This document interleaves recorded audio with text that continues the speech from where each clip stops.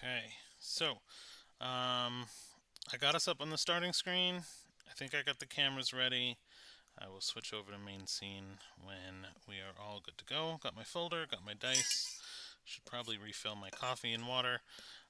So yeah, we're gonna start in like 2 minutes with our recap. Whenever you guys are ready. And again, I apologize for the delay. Um, my audio should be working.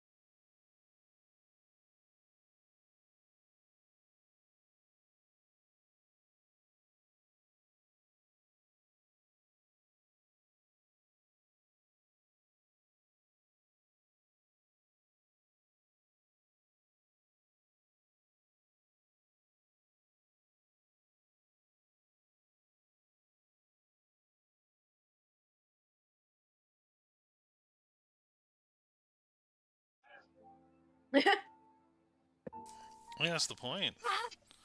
It's if I didn't torment you guys with creative ways to overcome problems, you guys would get bored. Honestly, that's fair. It is fair, but shut up. Hey, I think this is a fair trade. I have to deal with your spiders, which keep showing up in my room, Charisse. I'm telling you, Lolf is after me, and it's getting unfunny. And it's gonna stay that way until the arc is finished. So what I'm hearing is once the arc is finished, no more spiders in my bedroom. Hypothetically. Hypothetically. Yay! Hypotheticals. Okay, I'm willing to hope. Alright, kiddos, fire off with our recappings. What do we got? Okay, so we started off with a little bit of switching over to what Kidis is doing because the rest of the party was busy gathering up moonstones and basically going through this little checklist that they got from a person that did not want to give that checklist to us.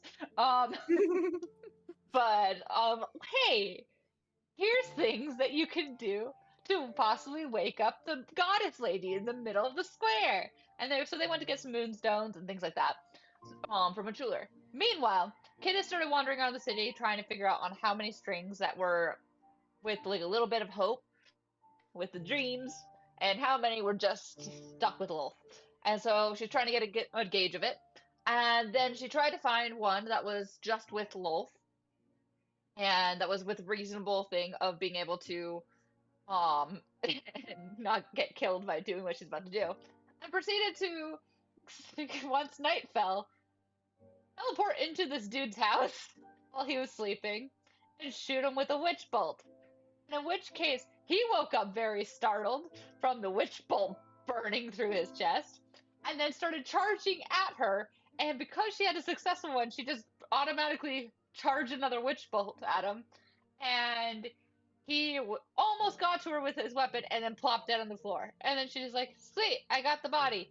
And so then she gave some warning to the people in the bag and dropped the corpse into the bag and teleported out and proceeded to continue walking back to and then she proceeded to continue walking around the city and using her little dream powers to try to hopefully influence people into hope again and try to prep for the upcoming fight.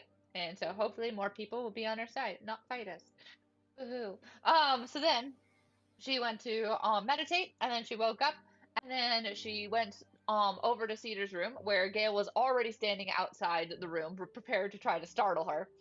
And Cedar opened the door and at Kittis's behest of trying to lure her out and got startled and whacked Gale with her wing. And it ended up with a little funny awkward exchange while Kittis slipped into Cedar's room and pulled out the dead body and was just like, so I got the tongue you asked for. I got more than that, but I got ample body parts. So I got she more than she had the leftovers. She took the leftovers and kept them. she cut out the tongue, not super well, but enough to get the job done. Pulled the kind of put a sheet over it, pulled the people out of the bag, and was just like, "So here you go. Here's your tongue. Shush." And we reestablished that Kittis can cast mending on bodies because the living bodies because she does not view bodies as the person. It's just the object that carries the person around. So she used mending to fix the guy's tongue, and it's not perfect. It's a little bit lopsided, so he will probably end up biting it quite a bit. And it's on there. And so then Cedar's just like, like, don't you want to be free from Lolth? And the dude's like, lol, no, I want to I serve her forever. And we're like, okay, that's fine. And then the other dude who's we got rid of his hearing, but it was only temporarily with the way that Cedar did it.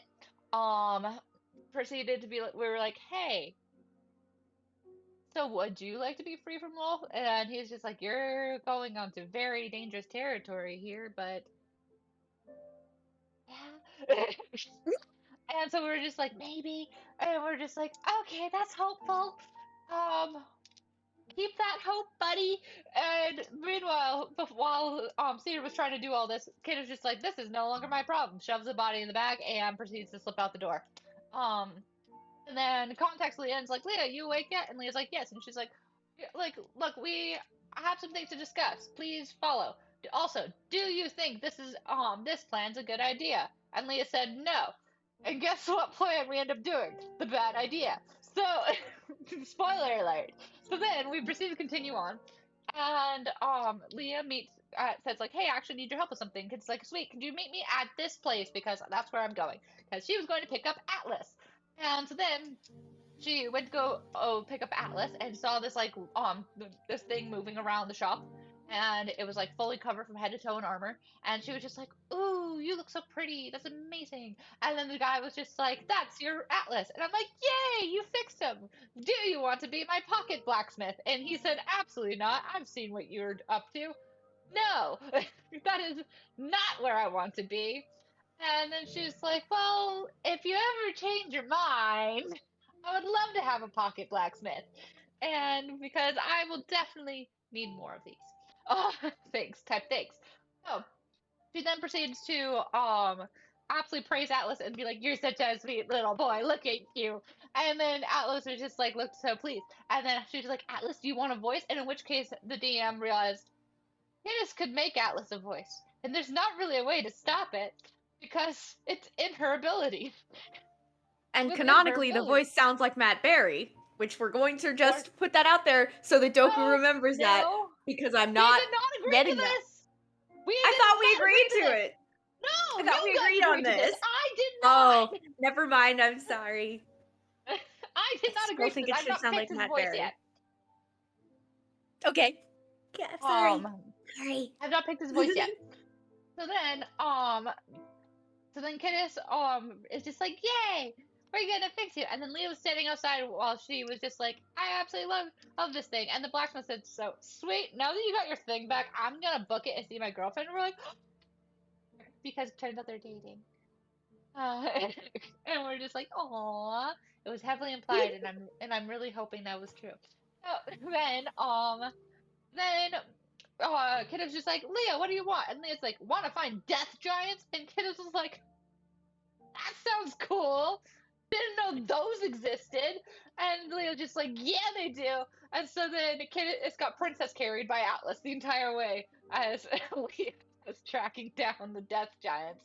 And while she's sitting there being like, which words do you want this word in your vocabulary, Atlas? I think this word would be a good one the entire way. And then Leah successfully tracked down the death giants into this well of not good water.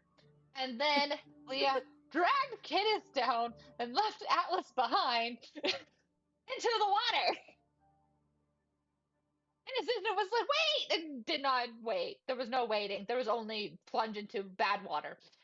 So then, Leah was just like, hello. Oh, and we were met by a very tall giant that was very much not happy we were there. And we were like, oh, Candace held her breath. Leah was just like, I'm gonna breathe in the bad water. And Leah breathed in the bad water and survived. And so then, the death giant was just like, this is cool. And then they came up with us out of the well so we could breathe. And so then we were up and out of the well, and Death Giant only spoke giant. So Kidis was just sitting there, kind of like, okay, I don't know why I'm here, but I'm here. And Leah was just like, be my friend. And the thing's like, I don't want to be your ally. The Death Giant's like, I don't want to be your ally. And then Leah's just like, see, the thing is, I'm not asking for just a fight. I want us to be best friends.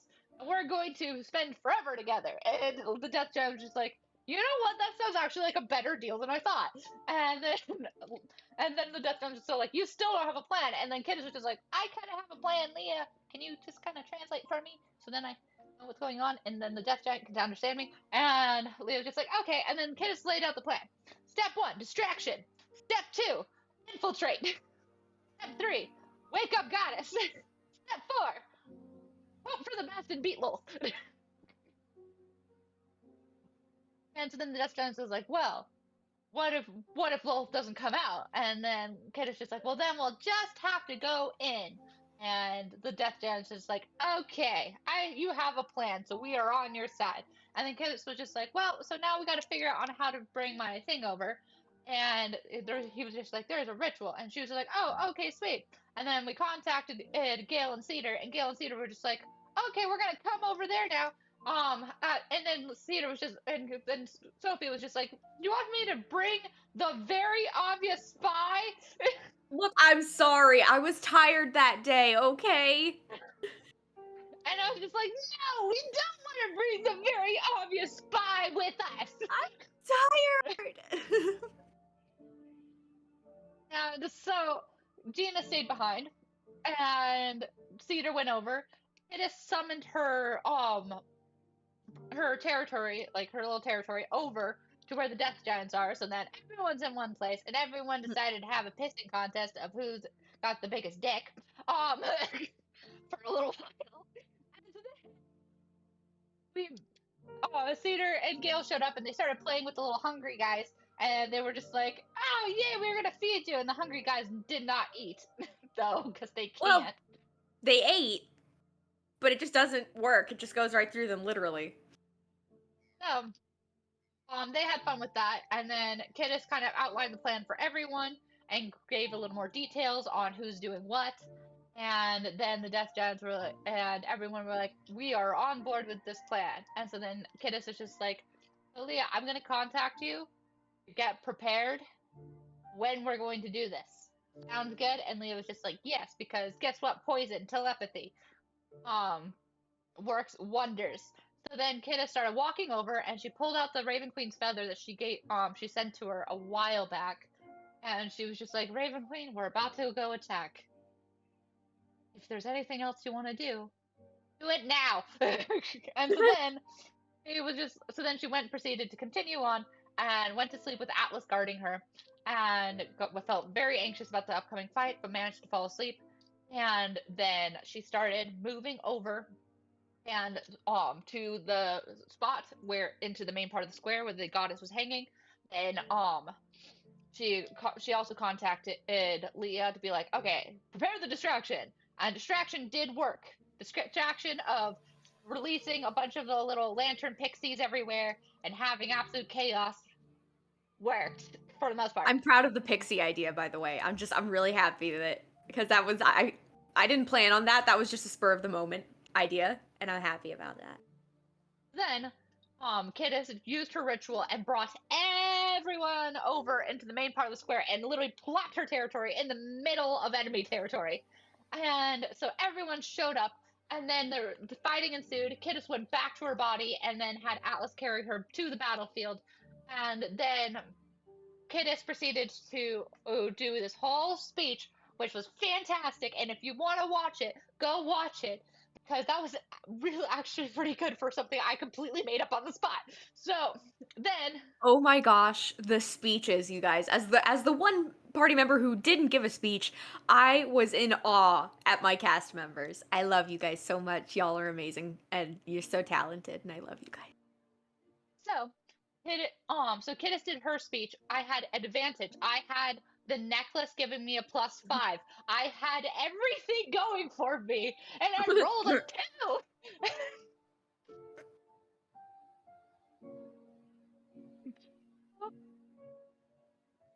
So then, Cedar's little shadow buddy proceeded to project it out because she was utilizing her the thaumaturgy that Leah gave her, along with pushing the message out via her own territory. And the shadow thing helped out and got a little bit better roll than Kittis did because what the freak? That was a good speech. Anyway, and so we projected that out, but the minute her speech ended, curse enacted because this was not a this was a necklace that gave a good bonus but also enacted a curse, and Kittis lost her entire voice, so she can't talk. And for anyone who doesn't remember, Kittis is a wizard. I now have 2 spells, 1 cantrip and 1 spell that doesn't require verbal components. So in any case, so then Gale did a prayer to his Fey Queen and did beautifully with that.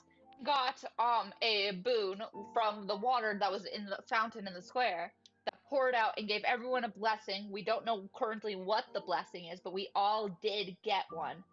And Leah, you spoke to your Fey Queen, correct? No, the Death Giants. The Death Giants. Yes. Okay, so then Leah announced to the Death Giants this whole speech to rally them together and not to hide because they are giants. Mm-hmm. And they are strong and powerful and will fight like giants. And then more giants joined us in the fight from the well. And I think that's where we left off. No. And I told The Sammy to just have fun and eat stuff, like just to go crazy. And we did successfully wake the goddess up, and the goddess proceeded to absolutely annihilate people with magic swords. And that is where we left off. Just literally woke up and went, Saw the boom. as you saw from the illustration of family-friendly Elistray. Yes.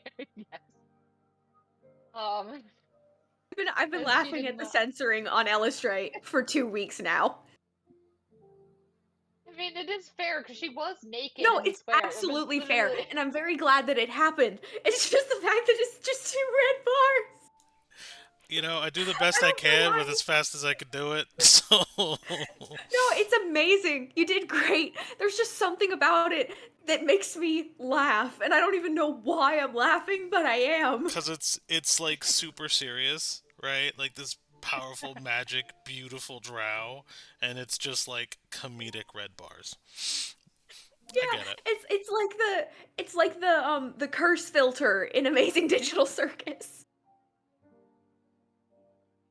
Oh, yeah, that is what happened, and we are now in the absolute shithole of a war.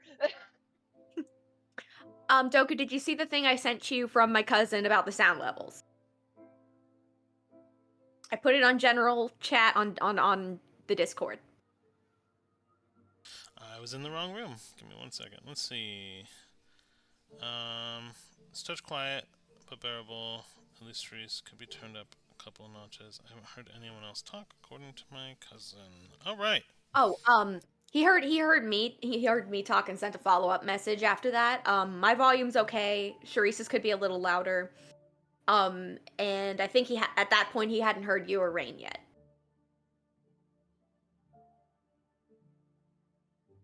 At least you can still hear me. And to be honest, I'm a little loud in my recaps. So I No get really worries. excited and start projecting. So maybe me being quieter is actually not the worst thing. All right then. No. Keeper, are you still with us? Sound off in chat. I saw the AO. You're gonna be Oh, our go-to. We're just that just gonna. sounded like we're trying to do a seance with Oh no. Keeper. Are you Keeper, here? are you here? Can Seance you of my speak to us? Awesome. Okay. Um, joy of the seance. Cedar talks. Keeper tells us if it's okay or not. Have fun. Hello, everybody. He is listening in the background while he plays a game, and I think he can probably hear me. Hello, Mike. No, it's a mic check.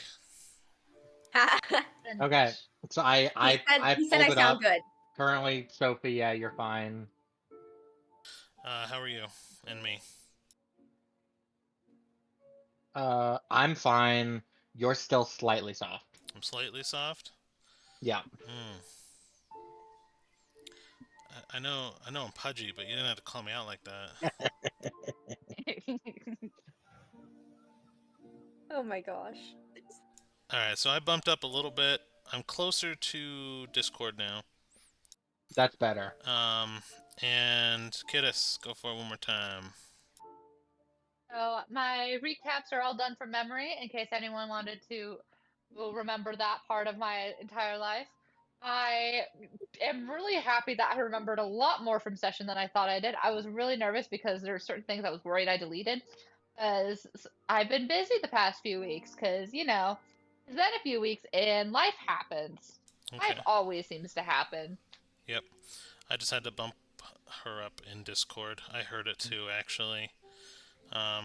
I got a really cool audio little mixer thing that like tells me what levels everybody's at when we're talking, and then the hard part is since we're all remote, I have to like go to each of your individual Discords and like adjust your volume on the pickup like stream portion of it. So a couple steps, but I think yeah, it's just I found that I hope there's one day a way where I don't have to do this every single stream because I feel like I lose 20 minutes of play or 30 minutes of play just doing cameras and audio work every single time. But thank you guys for checking levels and things like that.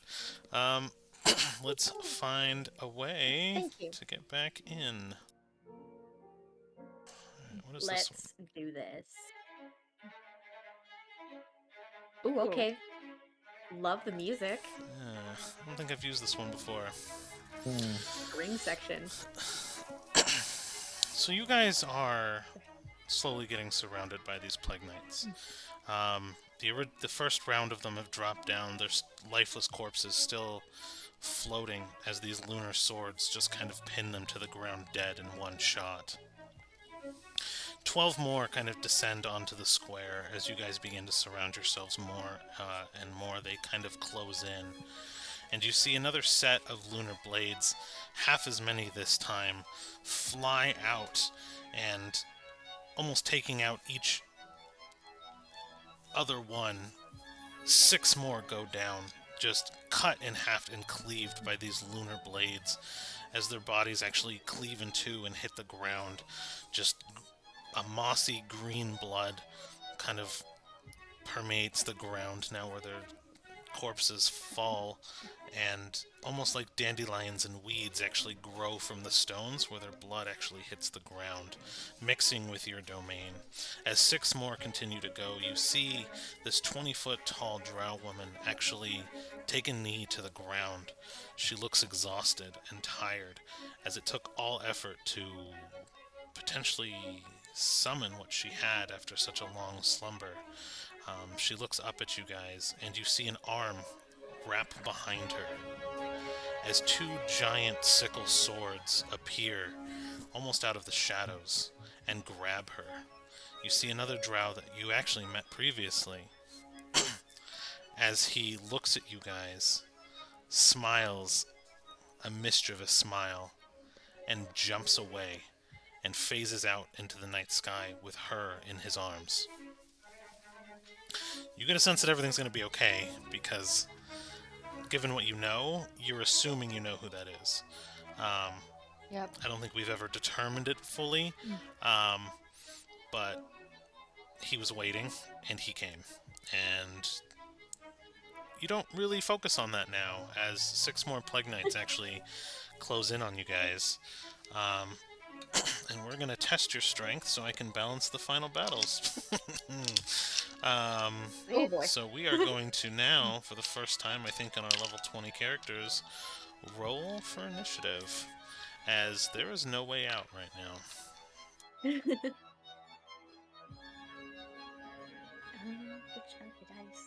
Alright, I got a 19 for Leo and a 10 Got- for Gilcius. I got a 4 for Kiddis, and I'm assuming Atlas will just go with her. Okay. We got your stat block for Atlas last time, right? Yeah, we did. Have him pulled up. Okay. Yeah, he'll go with you.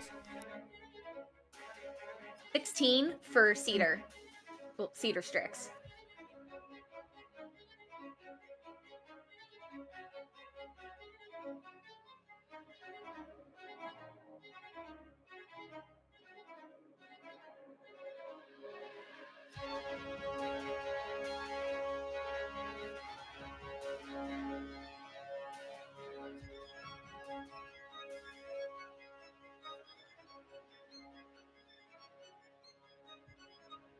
Beautiful. Actually rolled pretty low, so getting his... We gotta brush the dust off. It's been a while since we had combat. Mm-hmm. Yeah. This will be fun. So I got our turn We've been order doing in, a lot of prep work. and yeah. So you notice around you as well as you guys begin to kind of ready yourselves and steady yourselves for combat, fully getting ready and kind of ready to unleash your new forms and your new powers, except for Hukidis, who seemingly can't say anything. Just stares off into the distance, trying to figure out what happened to her voice as she tries to talk, and for the first time silenced in her life. It almost kind of washes panic over herself, because talking is kind of her coping in a way as a character. So What? it's very unnerving for you to be quiet, I'm sure, as a character, I'm assuming, right? Yes, because Kiddis has legitimately. That is how she's gotten out of 90% of her problems. Yeah. Is talking. So, Kiddis, you are very out of your comfort zone right now, but you don't really have too much time to think about it as these knights kind of move in, and your trump card is seemingly taken away to potentially recover for a little bit. So Leah, you're up first. Okay. Leah's gonna look at the. You know what? I'm gonna say because she's still standing on the shoulder of the death giant, so she is going to target this plague knight right here, right down by Gale,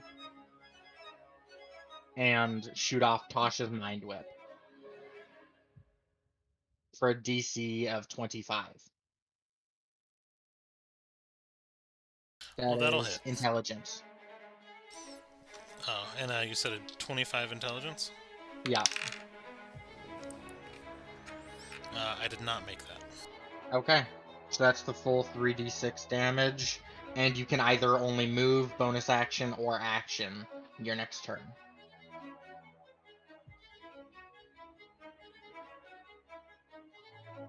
Okay.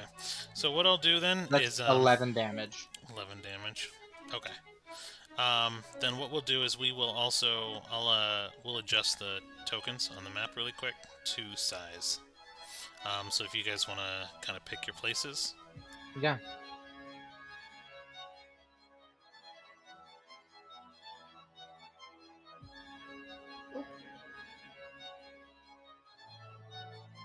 Make a tiny cedar. Nope. Tiny. That works. I think. Maybe if I make her like that. Gonna have to remember where she is. If you want to leave yourself 2 squares big to kind of match the Plague Knight, that's absolutely fine. Okay, good. Okay, that's nice because now I can actually see where I am.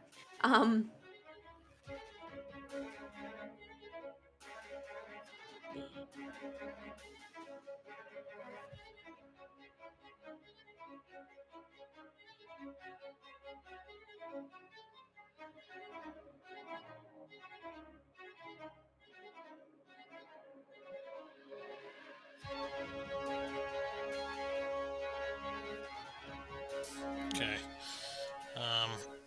And Leah, you said you were on top of the Death Giant, yeah. Death Giant. Let's see, I think I had his. Okay. Perfect. I'm gonna add him into rotation really quick. Okay.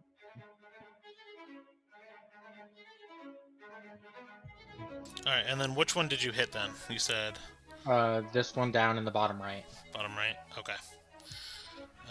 Perfect. Okay. And then, let me check something. Yeah, and then remind me of the damage. You said 3d 11? 11, so 3d6. Perfect, thank you. And then I will bonus action Shield of Faith Theater.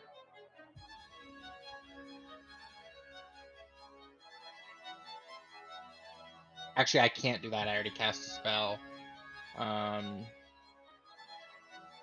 So then that is my turn. Okay, Strix is up. All right, let's go. I'm going to. It's my first time playing fighter. This is exciting. Okay, I'm gonna use Star Razor and attack this one right here.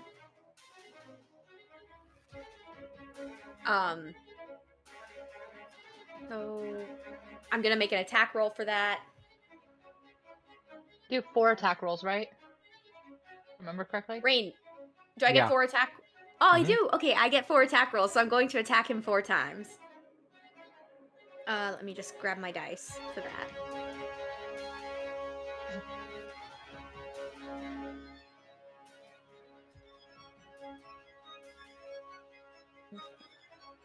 Okay, so one of them failed. The others are 29, 26, and 21. 21 will also fail. Oh, 21 also fails. Good to know. So 2 of them are gonna make it. Good to know. And that's... Sorry, I'm just trying to look at this. Rain, why does it have two different options for my damage? Because your sword can either be one-handed or two-handed, but you're one-handing it, so it's 1d8. 28. Okay, thank you. Okay. So 1d8 plus 8 for each of the hits that made it. Nope, that fell off my map. Okay, so that would be a 10 and a 12. So that's 24 damage. Decent. And that was, yeah, that was my action. So I still have a bonus action. Can't really do much with my bonus actions right now. Missing my mind knives. I think.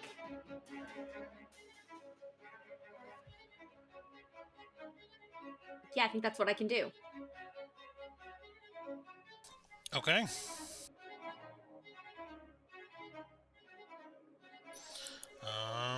Then that'll bring us to Gelsius.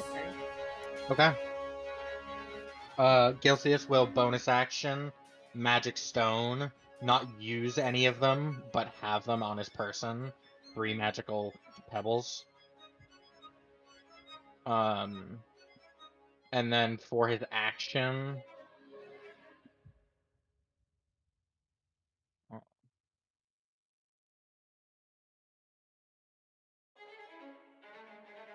when I look at the Plague Knights, what kind of armor are they wearing? It seems to be like an overgrown plate. So Okay. it's a plate mail, but in the cracks of the broken armor, it seems to be filled with potentially organic material, like Okay. decayed flesh or like moss or something seems to be growing through it, like weeds growing out of a broken street. Gotcha. Then he is going to use a second level spell slot on the same one I hit to cast Heat Metal. Ooh, okay.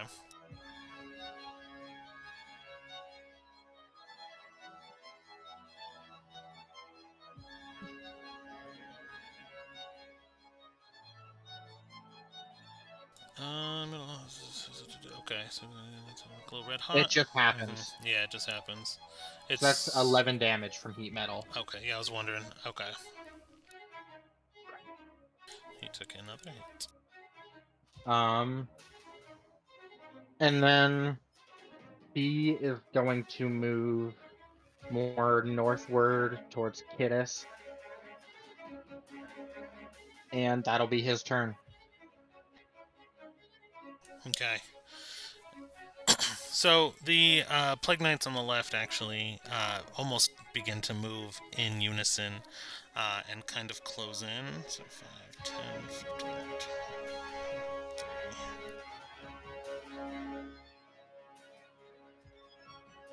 Did you jump off the back of the guy, or are you on the ground where you're at on the maps? Uh, Gale was never on anybody, to my Mm-hmm. knowledge. Oh, I was talking about you. Oh yeah, no, Leah's still on the giant. Okay.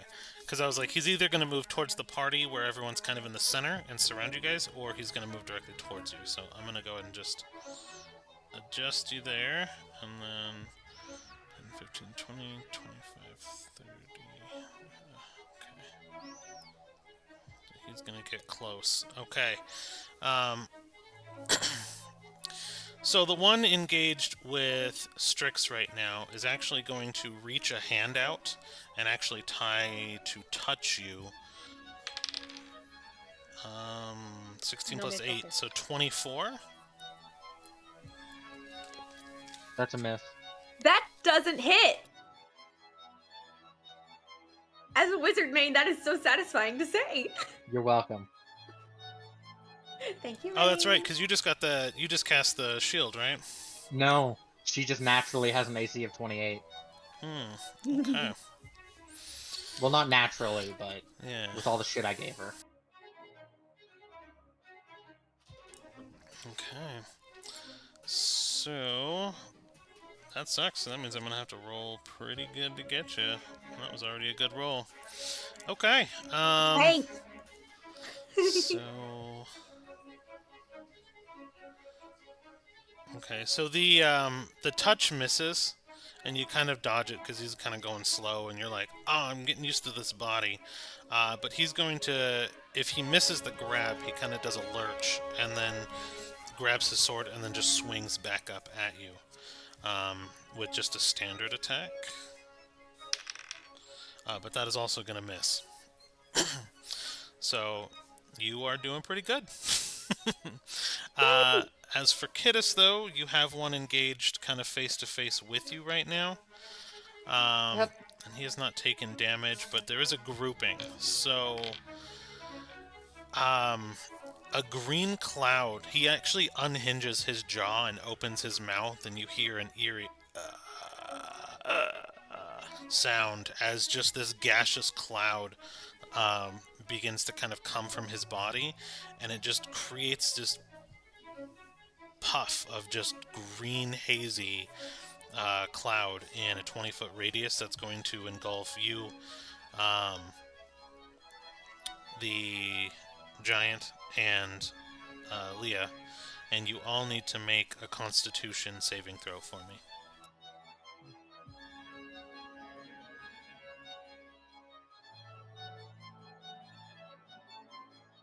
Sixteen 22. and then 16 for Kittis. Ah, fricks. 8 for Atlas. I don't know if he breathes though. I don't know if breathing counts is a thing, but I can't hear you, Doku. I think That's he a would be immune. point. Okay, he'd be immune. And then Okay. a 22 for Leah. Okay. Okay.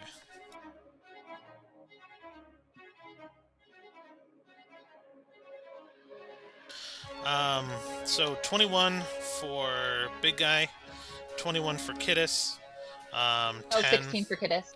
Oh, that's just how much 16. damage you take. Oh, 21. Oh, Yeah. shit. So you take Okay. 21. Big guy takes 21. Leah, you take 10. This is poison damage. Technically, I don't think you have any resistances to that or immunities. No. But yeah, just this poisonous air cloud. And it'll stay there. It looks like it's actually, once it kind of poofed out and you breathed it in, it seems to be falling to the floor and actually creating an effect on the ground. However, you are no longer breathing it in. And that'll be the left-handed knight's turn, because the other one wasn't close enough to do anything.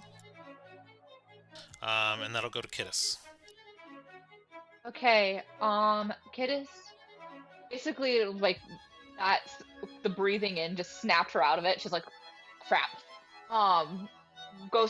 Quickly goes through her memory of, like, what spells she can have access to. And she's like, verbal, nope, verbal, nope, verbal, nope. And lands on Catapult. And she takes she glances over at Gale and sees the magic stone and reaches one out with her magic and casts let's do a 5th level catapult at the guy in front of her, just kind of like, and I don't think that would affect it being range. Range wouldn't affect its efficiency. I know it doesn't look like there's anything that would stop that. No, since it's a spell. So she literally just like kind of grabs her magic, takes one of the stones, and flies it at him, and tries to just knock him out of the way. Okay. And he has to do a Dex 19. Dex 19. Oh, his greatest attribute.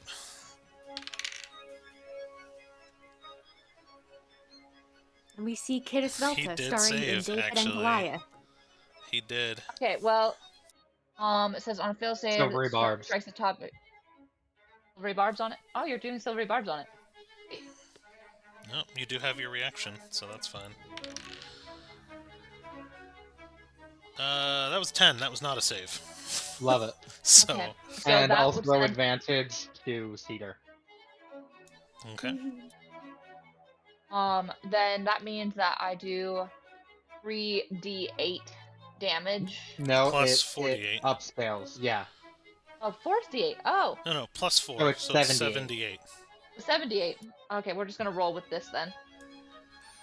Because you cast it at 5th, right? 30. Yep. Yeah, Yeah. it's 78. Plus So 1d6 plus 4. 1d6.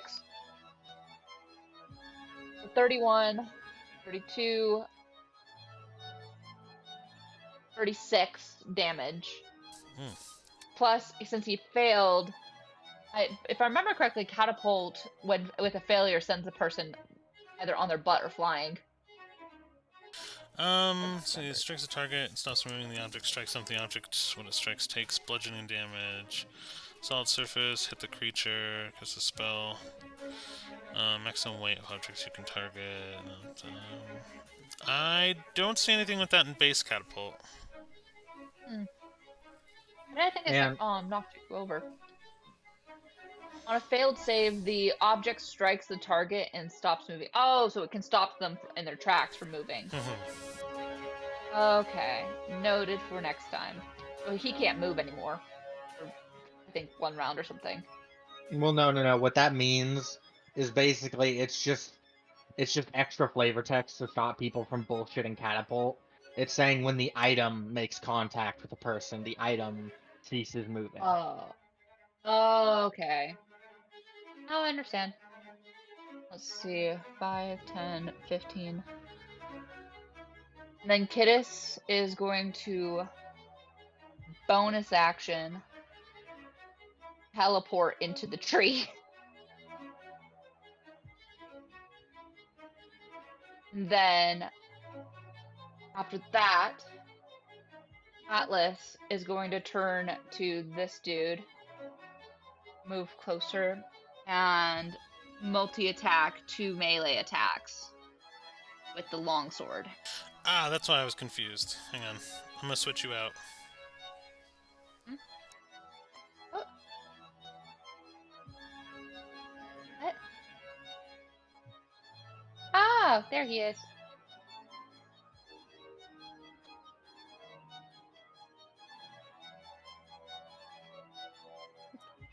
He got stuck in behind the map jail. Map jail. What's That's why. this thing? That's the guardian Oh. that Leah's riding on the back of. Oh, my bad. Oop, Perfect. There we go. Less there confused we now. go. Okay, there we go. Then we're going to. So then Atlas is going to do multi-attack.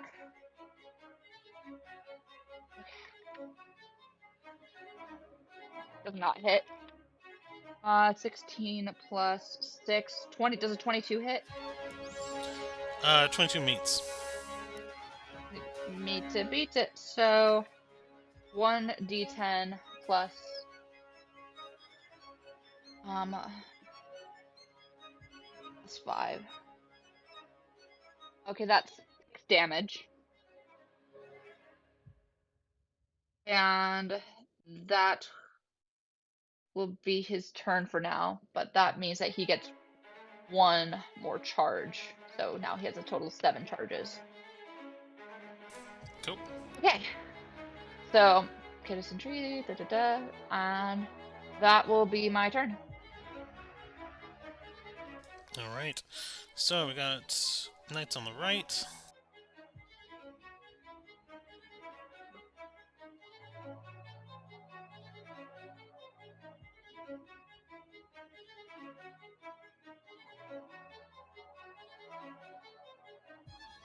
Okay. So, we will say the one that gets close to the two of you. What do I want to do with him? Let's see. Okay. So the first one is going to attack the basically the giant. But it is going to be a targeted attack. The first one misses. Ooh, second one hits. So I'm going to forego damage on the on the attack specifically, and you see the knight actually twist his sword and jam it in between his ankle bone and his Achilles heel through the armor that the giant is wearing, and actually leave his sword into the ground, where you see plant matter actually grab both ends of the sword from the cracks in the stone and actually root him to the ground, while actually cutting through his Achilles tendon. And you see the giant actually fall forward and prone, catching himself on his shield, um, as the pain sears through his body in a targeted Achilles attack. So I built some fun mechanics into these guys. But that was both of his attacks.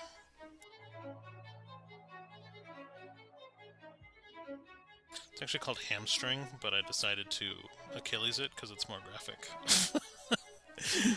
The other Fair. one will actually be doing a multi-attack to Gilcius with a 22 to hit That just hit. and a 19. So the second one doesn't hit. So you see the Plague Sword of this knight actually come across and just do this 2x swing. You can tell you're starting to get the sense that they are almost mindless. Because most of their actions, their movements, they're exactly the same as all the others. So they're either all connected or all controlled, or basically have all been trained in the same way. You really get a sense that they might not all be there. But as you're watching this, you actually see Gilcius take a nice slash right across the chest, and searing in will be... Wow, low roll. 6 plus 6, so 12 damage. Oh, okay. And the other two will continue to close in. The guard on the ground, or the giant that you're on the shoulders of, he will attempt to do a shield slam from the prone position that he's in directly onto the guard, as kind of like a struggle to get him away as he's groaning in pain. And he will actually hit. So, lucky you guys. This guy's about to take a shoot ton of damage. 9, 15, 21, 24, 20, 32. 32 damage to the... You see his shield just bash into the Plague Knight. And, it is just kind of... Its armor is cracked. You see exposed flesh with plants that are kind of, regrowing to suture the wounds. As he just got bashed in for 32 damage. But that'll bring us to Leah. Okay. Wait, how much damage? Sorry, Gilcius took 12 damage? Gilcius took 12. Okay. Okay. I passed my con save for Heat Metal with a 16. Okay. So I'm gonna see this Plague Knight just fuck up my buddy. And I am not happy about it in the slightest.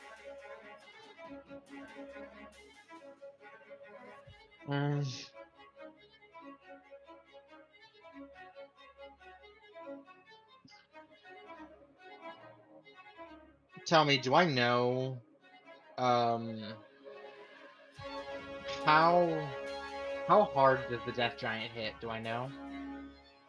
Your Death Giant? Yes. Pretty damn hard. Like talking dice. Oh, so that shield slam he just did was 7d6. Dear God, okay. Then I'm definitely doing this. And I guess one more question about him. Does he look bloodied? Um, Meaning half or lower? half. He looks pretty injured, but you did heal him a few times from previous encounters. I put him at about half going into this fight, though. Okay. But he hasn't taken any more. But he is definitely has a wound and is pinned to the ground. Okay. I'm gonna do something hypothetically stupid, but probably not. I cast Holy Weapon on the Death Giant. Okay, hold on.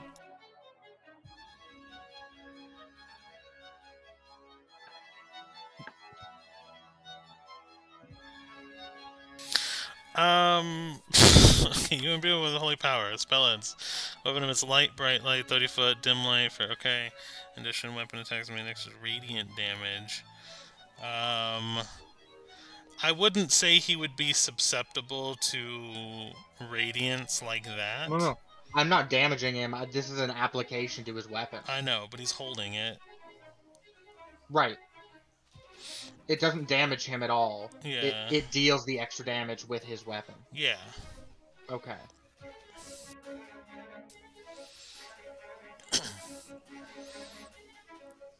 I mean, yeah, you could do that. Okay. So I do that. Okay. And then...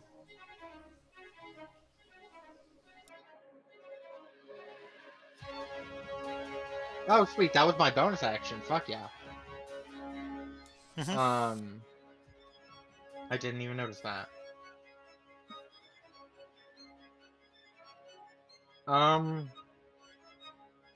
Then I'm gonna hit the, yeah. I'm gonna hit this same, this Plague Knight, the one that, that fucked up my buddy, with Vicious Mockery. Okay.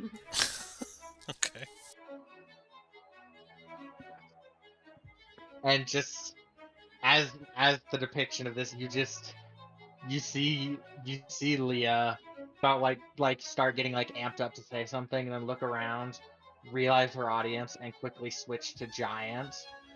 And just through the facial expressions of all the death giants, you can only imagine it's some heinous shit that she's saying right now. Like stuff that probably should not be said outside of giant culture.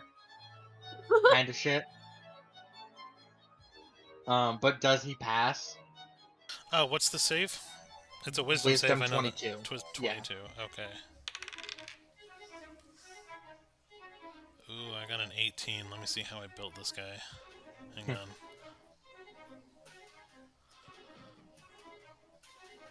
Ooh, yeah, +6. That was a 24. Fuck me. Okay.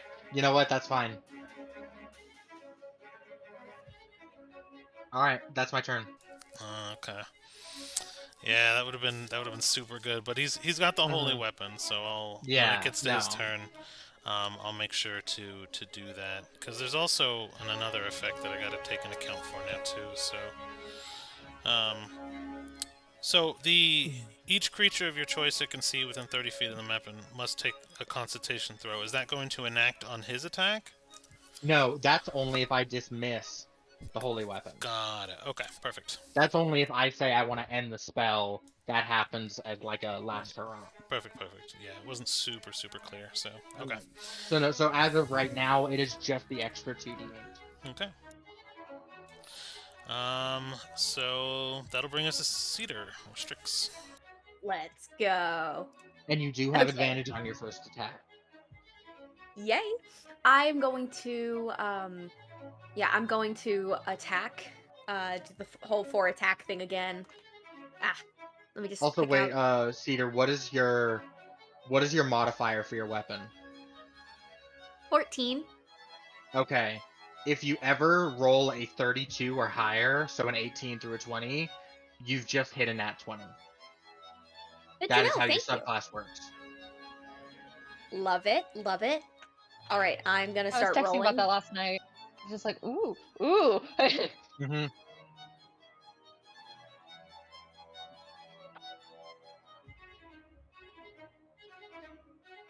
Okay, so I have one that won't hit, so that's a 20. Is that the first? Did you use the advantage on the first roll? Yes, I use the advantage. Yeah. Oh, well.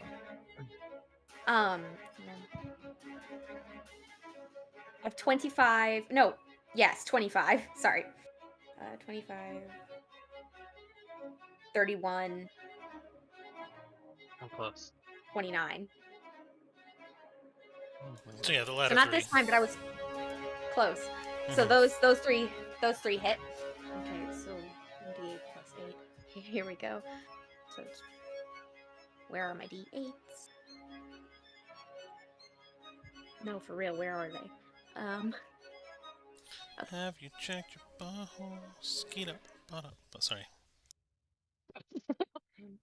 What? 12, Have you 14, not heard the and song? 10. Have you checked your butthole? No, I have not No. heard that song. There, there is a song, and it is amazing. It is probably one of my favorite songs. It is basically whenever someone asks him for anything, his response is, "Have you checked your butthole?" And he made, yeah. See, Keeper knows. I was not expecting Tom K. Oh, Card no. stream. Keeper knows. But yeah, just all the I do love inappropriate Tom Petty. times, and then by the end of the song, he's like, "Yeah, I don't have any friends, but it's worth it." So it's That's funny. funny. But please, yes, go ahead and damage, please. I got a 10, a 12, and a 14. Ooh, good numbers. Yeah. And it's just gonna be all centered on the dude that's in front of me. He's looking a little unhappy. A little unhappy. Focusing. Yeah, I'm he's focusing. doing a lot more organic material seems to be kind of like spread out and also potentially sticking to your sword and hitting the ground around you, which is sprouting like moss and dandelion flowers Sword. and things as it touches the ground. Eat sword. All right, and is that you? Yeah, I'm pretty sure that's all I can do.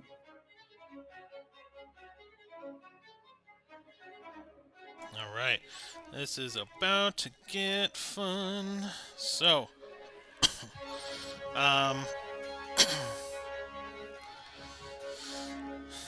they are all now. You see all 6 knights at the same time, and I'll burn their entire moves all at once for this. And you see them all at the same time looking up and kind of like twitching and kind of like freaking out and moving strangely as they all kind of look down at everybody at the same time. And this red flame almost ignites in every single one of the 6 knights' eyes. And I need 6 wisdom saving throws from all of you. Okay. Okay. Okey-dokey. Oh, this is gonna go terribly for me. Fun. Set in that one. I'm just gonna stop there. A So, 6. let's see. That was a 6. That was a 6. Okay, I'm doing better for Gilcius. You can call them out. I'll keep track. Okay. For Gilcius. Well, so I got a nat 1 for Leah. I just stopped there. Okay. Or should I keep going? Give me Does it matter? 3 more. Okay. Well then for Gilcius, I got a 24 and a 25. Ooh, okay. For Leah, I got 2 14s and an 18. Okay, Leah will be done for now. I got Gilcius at 24 and 25 on the first 2. I need 4 more. 13, 29, 30, 20, and 26. Alright, Cedar, you got 6 on your first one. What are your other 5? Oh, sorry, I didn't know we did. I'm so sorry. I only rolled 1. My bad. Let me do that again. What In the dice was I meantime, using? 13 plus 9. Kidis Okay, I got a 21. I have all Kidis's numbers. I got a Um, 13. An 8. 14. 12. Alright. And Kidis, you're still immune to damage, correct? Yeah, for the 6. Yeah, because until her next turn, yeah, because she teleported. It was sweet. I don't have to. Don't worry about that. Never mind. Yeah. I do need you to do it though. Yes. So you still need to do your rolls. I just needed to make sure you were immune to damage because you teleport. Okay, so 18, nat 1, 14, 22, 14, 23. Okay. So, um, this is fun. So let's see here. 1, 2, 3. So there's 3 fails. So me to beat. 3 fails. Okay. So here's what happens.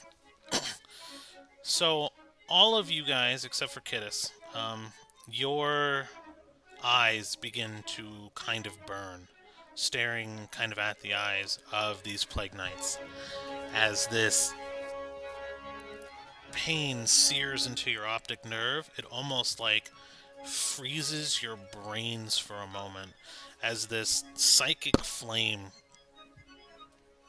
deepens into the core of your head and your mind. Your minds explode. Instant migraine, debilitating pain from your optic nerves as they heat up and sizzle inside your own head. um, so, Leah, you are blinded. Okay. Um, with a nat 1, I'll say for 2 turns, you are blinded. Okay. And I can go over that for you guys in a little bit. So, I'm going to do that.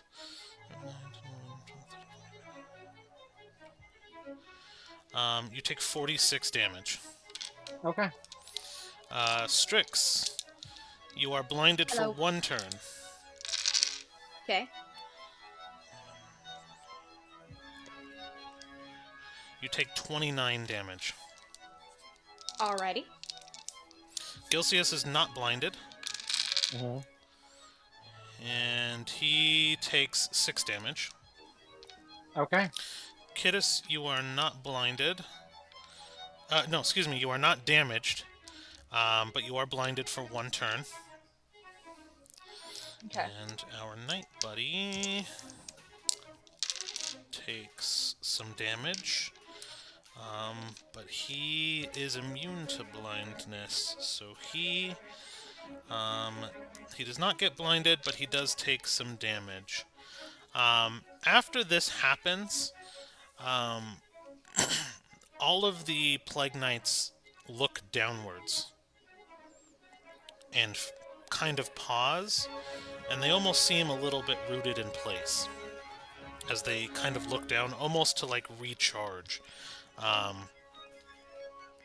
And the knight, it is his turn now. Actually, no, it's Kittis' turn now. So, Kittis, you're up. Yep. Actually, we have second. Gale. Oh yeah, we have Gale. Did Gilcias not just go? Okay, Gilcias Nope. goes. Okay. So, not being blinded, he, would it be hard to tell what type of creature the Plague Knight is?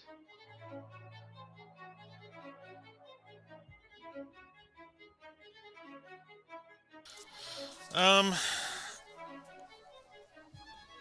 As in, like, the general classification, like beast, elemental, plants, humanoid. What is Gilcias? A druid, rogue. Druid. You would probably have a general idea. Okay. Just given the fact that you guys have gotten experience.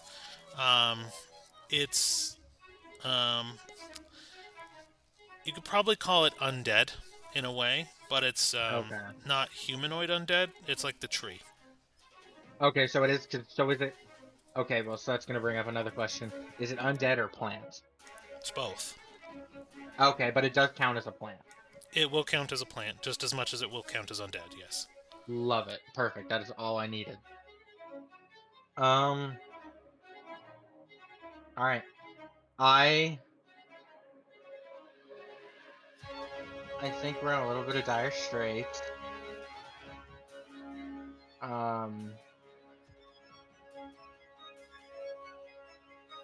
So I cast Blight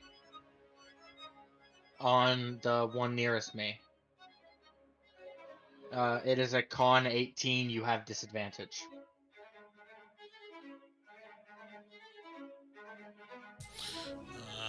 Con 18 disadvantage. Yep. I don't save. 64 damage. You outright take maximum. 64 necrotic.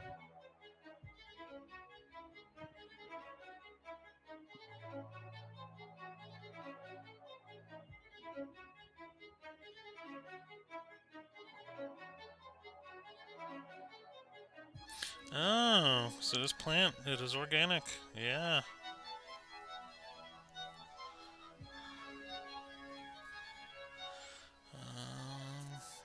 All natural free Okay. range death. So 64, and which one did you cast it on? The one nearest Gelsius. So the one on my right.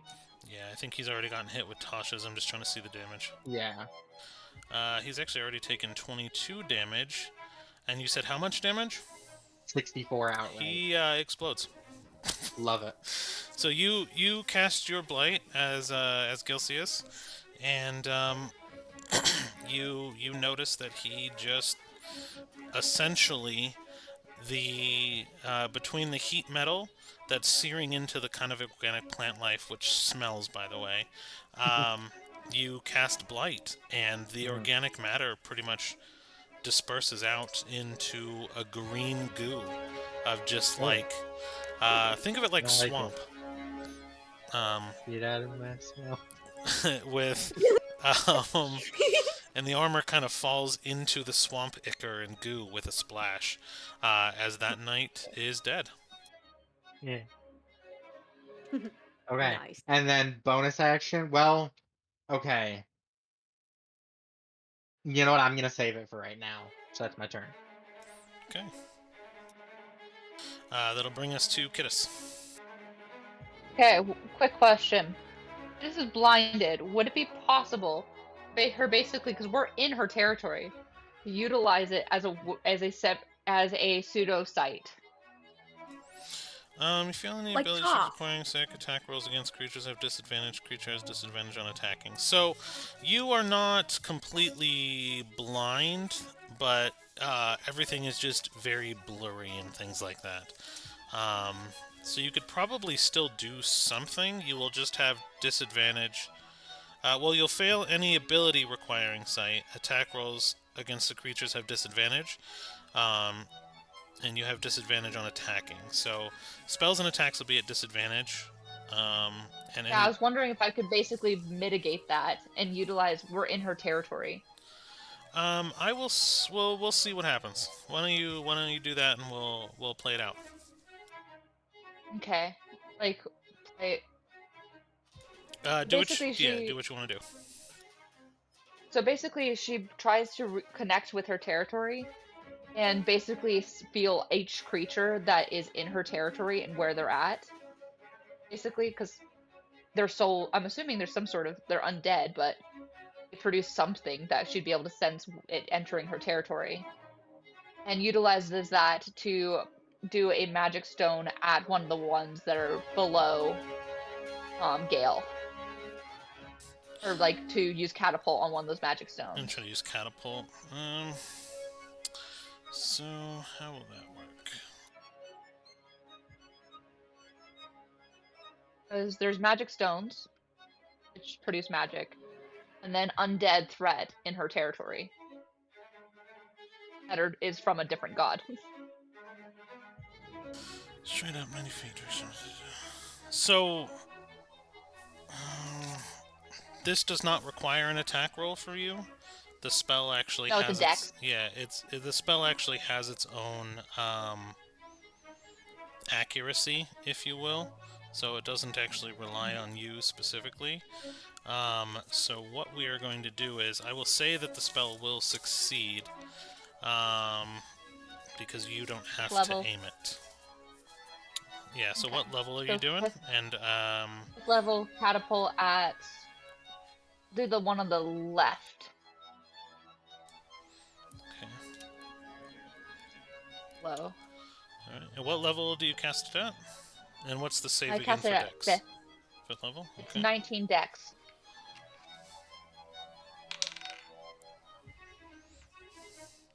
I do save. Okay. Okay, so then what happens with a save? Half damage plus 1d6 plus 4. Okay, half damage. So that's 49 divided by 2. I can't math right now. 49 divided by 2. 24. So 24 plus a 1d6 plus 4. so that's 6 plus 4. That is 34 damage. And you said one on the left. Is that lower left? Yeah, the lower left, the one that's below Gilseus.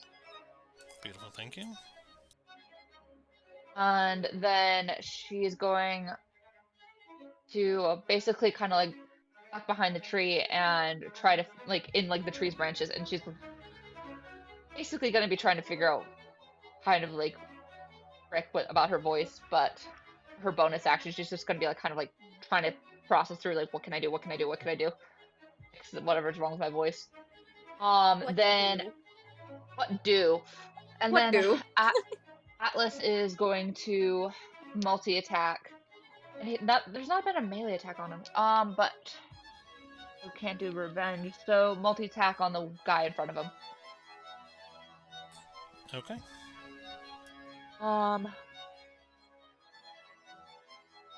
Okay, so that's the first one is 17 plus 6.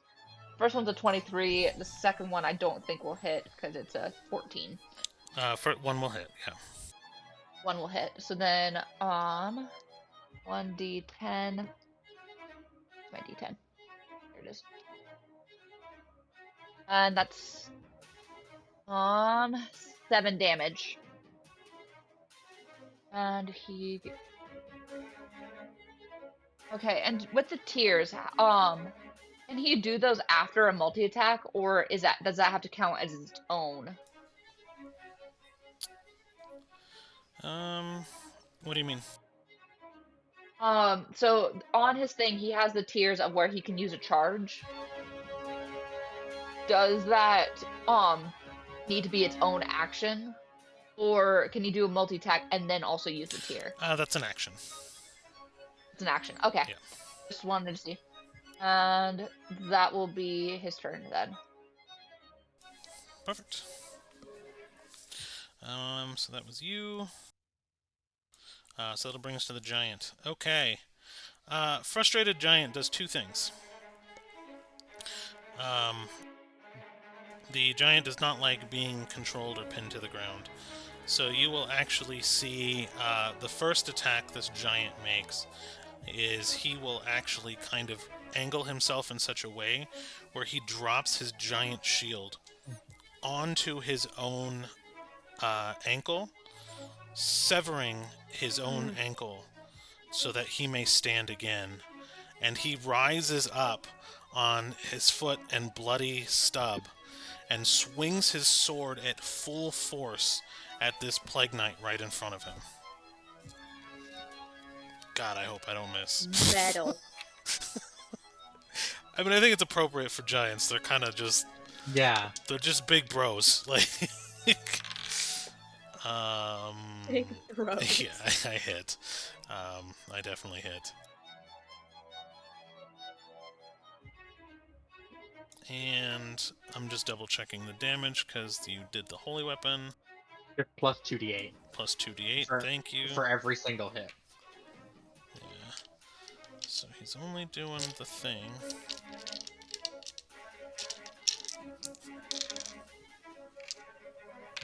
And it is radiant damage. I don't know if that makes a difference.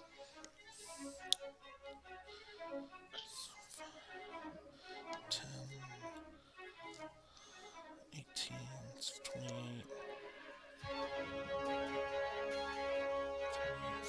39. 39 damage. Hmm. How much damage? Right Knight. Okay. It is barely standing. Um, like literally barely standing. You see this giant sword like swing down in radiant fury as this giant slashes right through it. And you see it actually, as it starts to sever in two, strings of vines actually whip across and pull its own body back together as a look of fear actually washes over the Plague Knight's face for the first time. Hmm.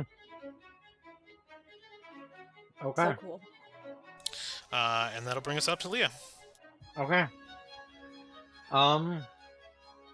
So, quick question for the cantrip Vicious Mockery. It says you unleash a string of insults, laced with subtle enchantments at a creature you can see within range. But then it goes on to say if the target can hear you, though it need not understand you, it must succeed on a wisdom save. Does that mean it has to see me, or I have to be able to see it and speak to it, or just speak to it? Because as Um, long as it's within range. so, verbal, somatic, yeah.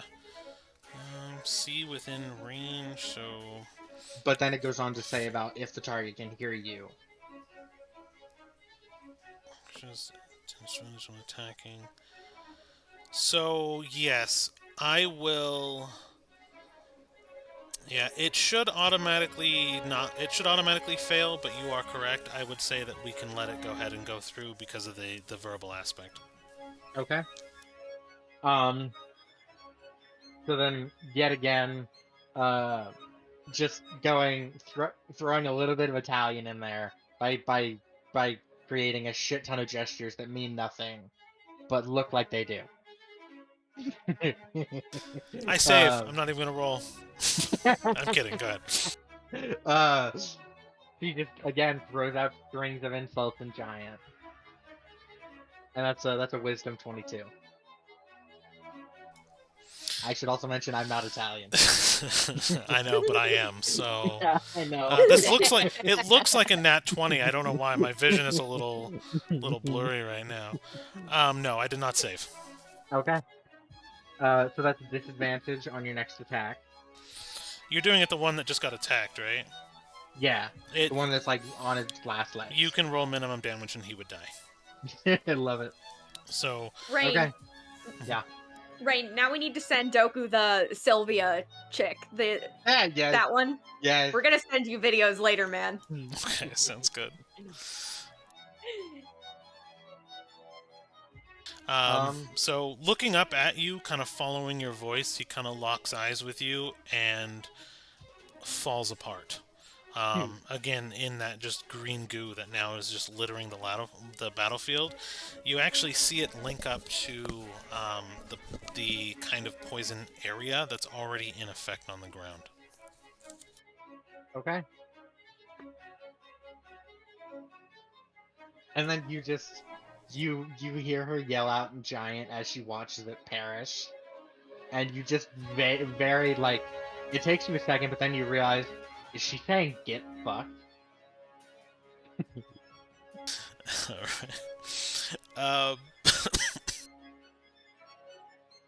All right. So that will bring us up to Cedar.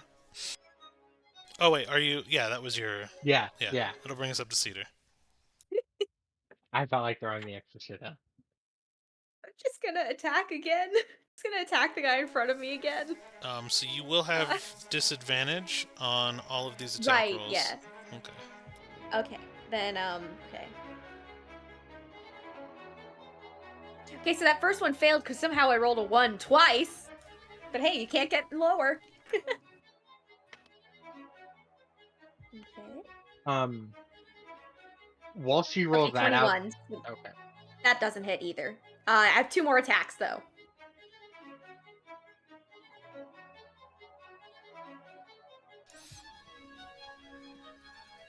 Nothing hit. All right. It's I will almost. I say am blind. I don't know if you Can't should see. use it. I don't know if you should use it yet you do have action surges. I think I'm gonna wait until I can see. Oh yeah, well, fair, yeah. Um, but This is a I will say weapon. I did still have my bonus action left. I want to third level healing word the giant. Okay. Charisse. It's honestly what I was picturing. That is 17 health for the giant, Okay. and that is my turn. Probably a good move that you did that. Yeah, that's why I interjected back in because I was like, no, that needs to happen. Okay. Hearing that one audio where the kids are all like around their mom on Mother's Day, like, I made the bacon, I made the juice. What did you make? The littlest one, do anything. Mavis' turn. That's what I tried for.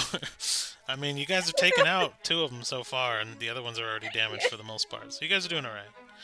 I'm just laughing at the completely ineffective turn. Because I can't stop picturing it in my head. All right, so we will. Who's that? Gilcius then? Yes. Yep, go for it. Not blinded. Okay. Um. Let's You want to see. sneak attack the dude that's next to Atlas? Can you? He can sneak attack him, right? I can. I'm just trying to decide if it's worth it because he doesn't really have any weapons for that. Oh, he's not. Oh, he doesn't, does he?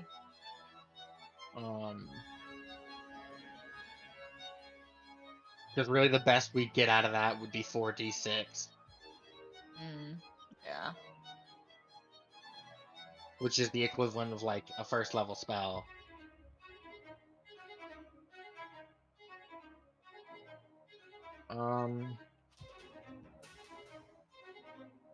Did he seriously still not attune his stuff? I mean, he didn't functionally, but I know what it does, so it's fine. Okay.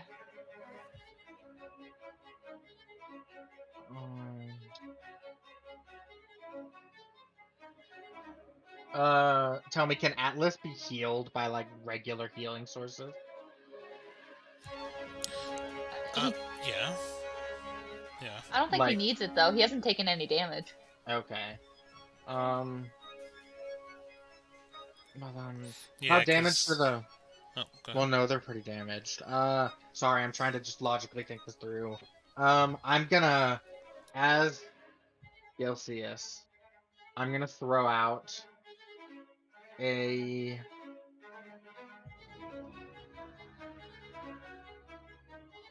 third level Wither and Bloom,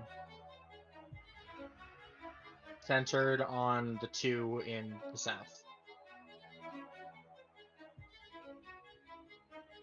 So that is 2 con 18s.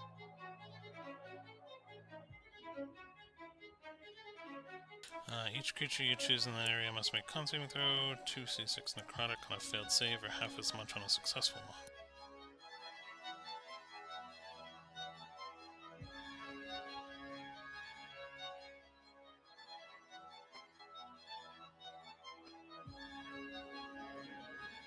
One saves, one does not. Okay.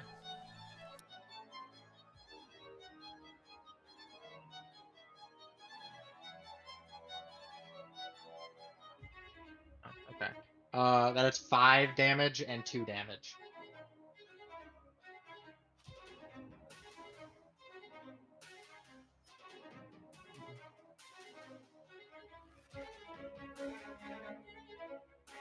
Beautiful. But that, well, no, he's gonna quickly just use Magic Stone again to re-up his stones back to 3. Okay. Yeah, because 2 were used by Kidus. Yeah. Alright. And then that is his turn. Perfect. Alright, since I think I still have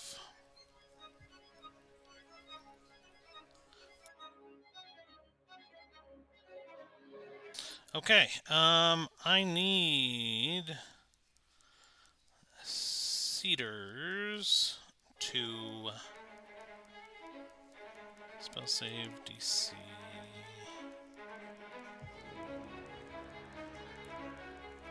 And the attack hits. Okay.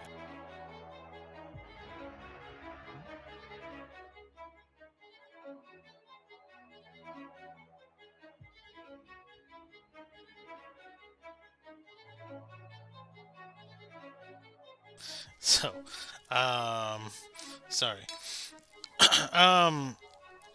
Yeah, I hit. I just hit a nat 20 on that. So,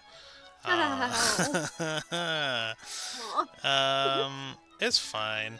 So you feel a hand reach out and grab you again. Your vision just kind of coming back into view um, as everything going down, and you just feel this grab on your face as it just holds you, and this searing, burning pain actually you feel actually as it begins to suck the life out of your face.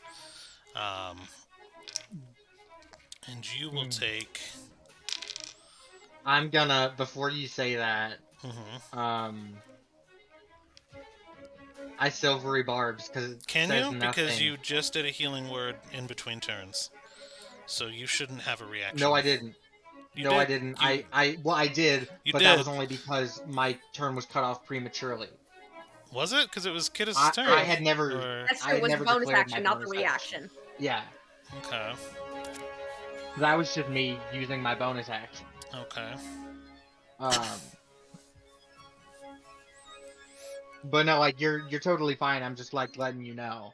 Okay. But but no. So I am gonna silvery barbs that nat 20.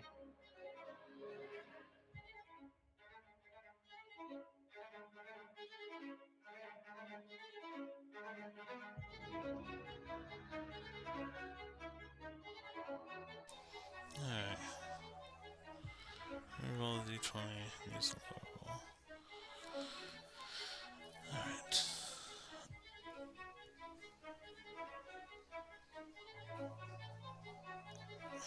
How many of those do you get? 4. Alright.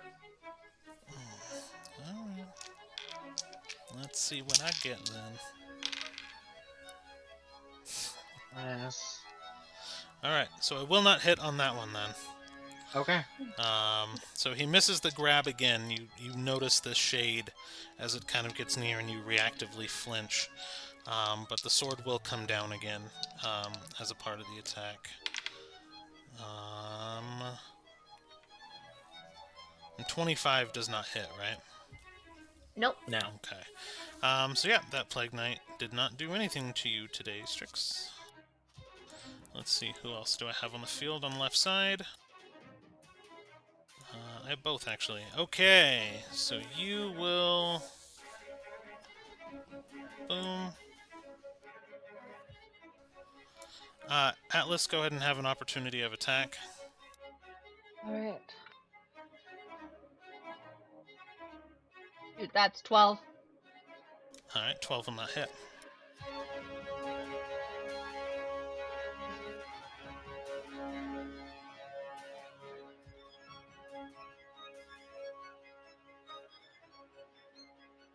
What's Gale's AC? Gale's AC is 22? 22. 22.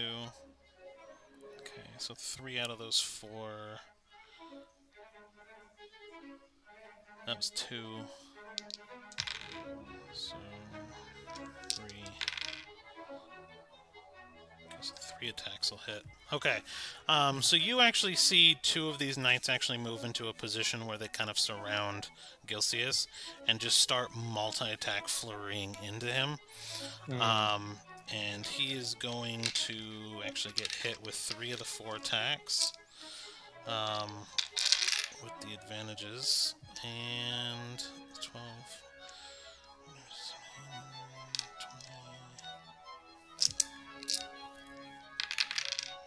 Oh, those are low rolls. There'll be about 30 damage, actually. Okay. Total? Yeah, total. That just kind of wails into him with these multi-attack swords. And that will be left side knights. And it will be Kittis's turn. All right.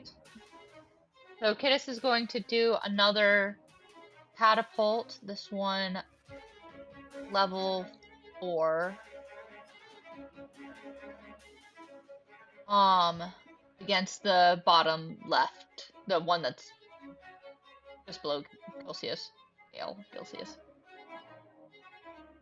So that's Dex 19.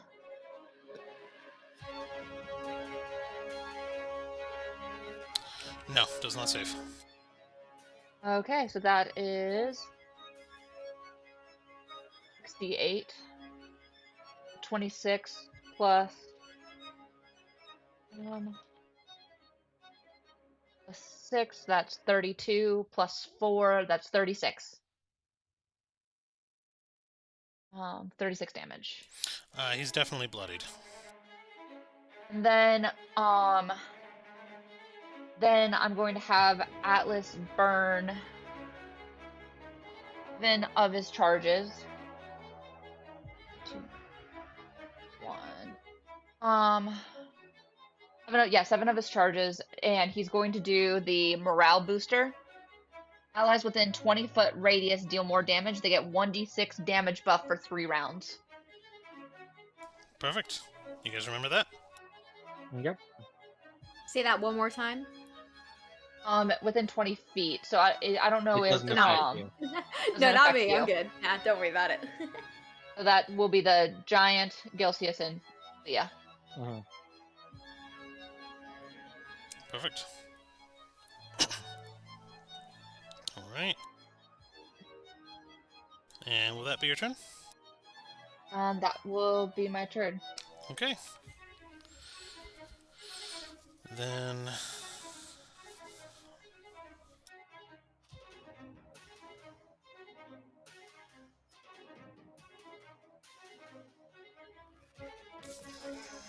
Right Knight... Here... And...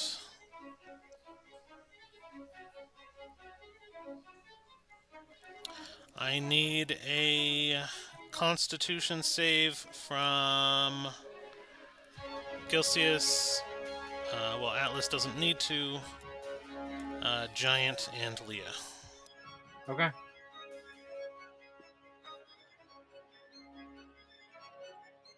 You got the giant? I do. Okay. You said a con save? Con save. Okay. That is a 23 for Gilcius. Okay, Gilcius definitely saves. And a 17 for Elm. Okay.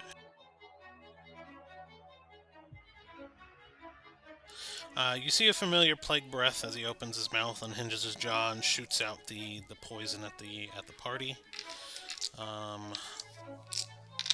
So poopy doos.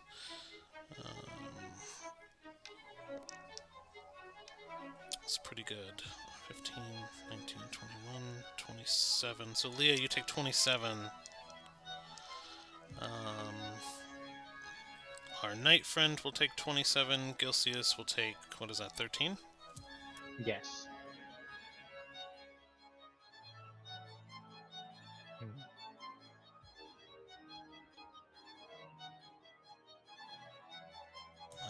And then it'll be knight friend's turn again.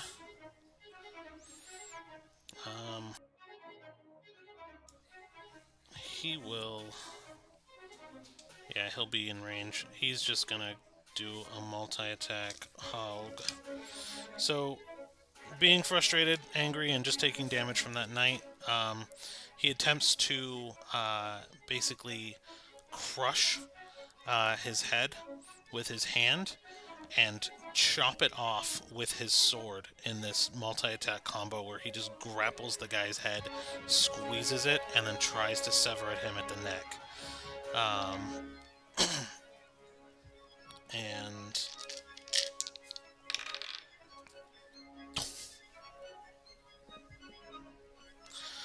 Yeah, this is going to be pretty funny because I just got two nat 20s, so I don't even know if I Ah, want to roll damage. Because it's it's got the morale boost, it's got the sword boost, which is automatically 3d8 per. So that's 68 base plus his damage from the two attacks. plus So the holy weapon. yeah, oh yeah. So it was the boon, the weapon, so plus double attack base damage on both. So let's double base damage.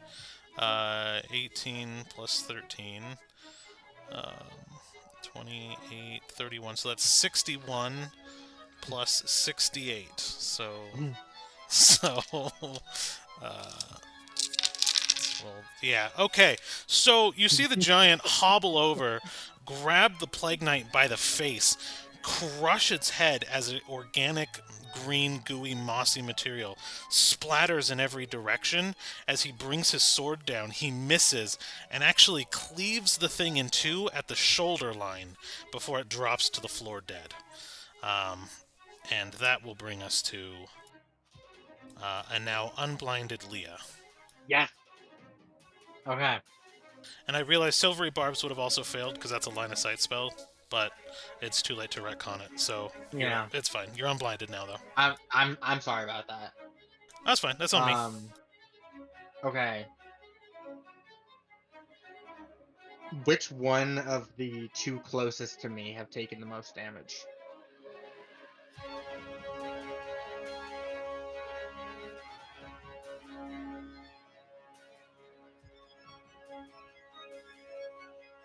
Both of which have actually taken a decent amount. So Okay, so left knight. So that one. Um, the one in between has taken I think 40 damage. 40. The lowest, the bottom one. Nope, that one has also taken damage from that. So I got two 40s and a 20, so two are at about half life, one is fine. The lower one is fine at 20. okay, gotcha. Okay. Um. Oh, this is fucked up, but I'm here for it. Okay, I'm gonna do this. I how much movement would it take for me to get from here to like 10 feet above them right here? Um, so how much is your movement? 30. 30. So off the shoulders, 10 feet of difficult terrain, Well, no, 5 feet. I flying. Oh, flying? And you would jump off the shoulders of the giant, you could make it. Okay. The floor, though, is Sorry, I should covered. have specified. Yeah, the floor is covered in two mosses. You haven't encountered it because you guys haven't moved. But it would be difficult terrain. But if you're flying, then you Okay, jump over it. gotcha. And once I'm in position, I cast Spirit Guardians on myself, bubbling those two motherfuckers in with me. And Gilcius, potentially. It wouldn't hurt him. It only hurts enemies. Okay. That's right. No, you're right. Yeah.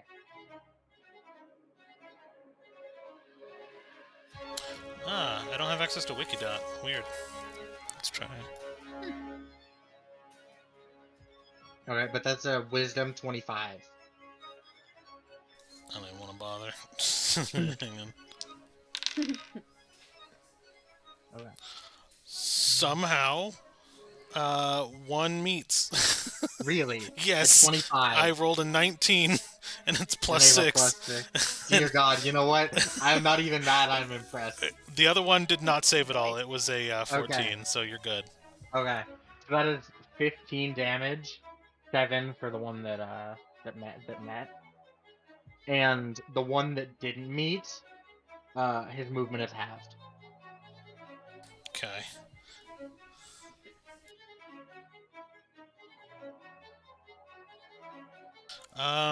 So yeah, that's a pretty good play. And then that is my turn. Okay. And yeah, I have to get away from you though, don't I? Which probably You is don't not gonna have to. happen. Yeah. Okay. That will bring us to Cedar. All right. I'm gonna hit the guy now that I can see.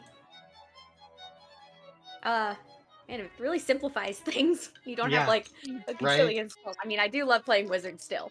I'm just But it's laughing. nice, isn't it? Yeah. Uh, okay, I've got a 32, Which is a crit. 20. Oh right, yeah, I got a crit, and then I've got one that doesn't hit. And then I have a 25, and then another that doesn't hit. So I got a regular and a crit. All right, go for it. Um,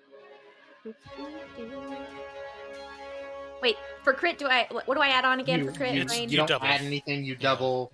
You double the total. So like if you roll a 7, you it's roll the 14. 14. Sweet. Okay. Alrighty. So I have a 10, and then for my crit, I have. Sorry. So I rolled an 8, so 16. 16, 24. Oh, 22. but then plus Or no, it's plus 8. You're right. 20. Yep. So many numbers just got thrown out. Can you Hmm. just go ahead and give me a total, please? I got a 24, and then I got a 10. Okay. So you slash through him, and the first strike nearly kills him, and he kind of separates and grabs himself and tries to recompose. And the moment he recomposes, you come back down with your Star Razor again, after just missing twice in this flurry of attacks, and he kind of just gives up and melts into the ground at your wrath. Nice. I think I'm gonna. hmm, I'm You can gonna. fly over to the other knights. True, but I could do that at my next turn though, and I'm a little farther away and not getting hit range currently. So I think I'm gonna do that for now. I'm gonna stay where I am for the time being. Okay. And that is my turn. Perfect. Gilsius. Okay. Um. Let's see. I mean, with this setup, so you said it's the one farthest south. That's the least damage. Yes. Okay. The one is bloodied. The other one is Not. definitely hurt, but not Yeah. bloodied. Okay. Um. Then Gilcius is going to throw out. Let's see. Let me double check though.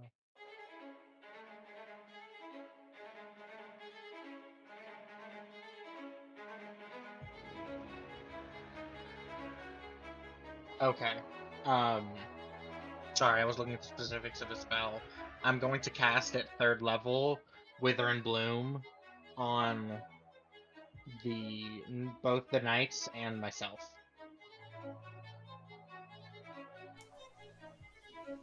So it's 2 Constitution 18s. Okay. So you're casting. Oh, okay, I see what you're doing. So you're doing it so it doesn't hit Gilcius. No, no, it does hit Gilcius Oh, okay. because it's a healing spell and a damaging spell. Gotcha. You said 18? 18 what? Yes. Con. Top one saves, bottom one doesn't. Okay.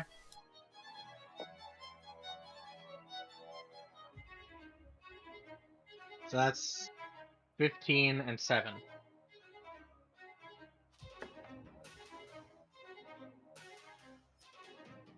Okay. And then Gilcius will heal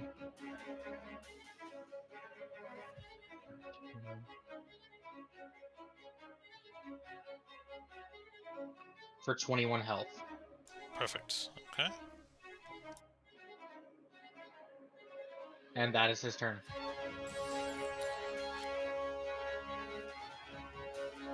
Okay, knights have 2 more moves, so let's see. What do I want them to do? What I would like them to do is make another save. They started their turn in the bubble. For the Guardians. What's the Yeah. save again, please? Wisdom 25. Ooh. It's fun. How do I keep doing this? One save, one didn't. You know what? Not Alternating. mad. Not mad. So what's my damage again here? Yeah. So that's I'm just gonna roll this one out and then make it the stagnant for all Creature of them. takes 3d radiant. Or So 3d. that, holy shit, that is 18 damage. Half as much. So 9. Mm-hmm. Well, 9 still kills it. So he had 5 life left. The other one is still standing. Okay.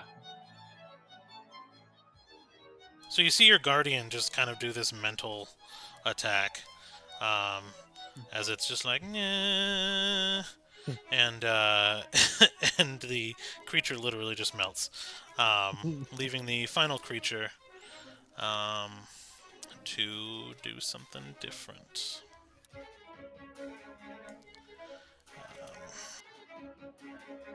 Yeah, because there hasn't been that much movement.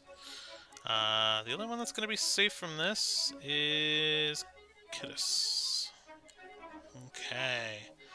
I need 2 con saves from all of you.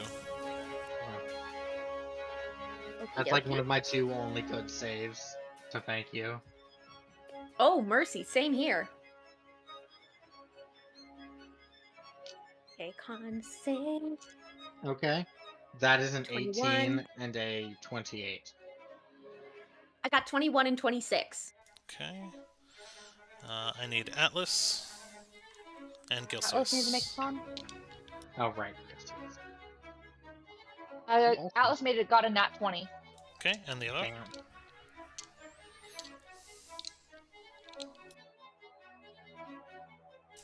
Need 1 more con save from Atlas.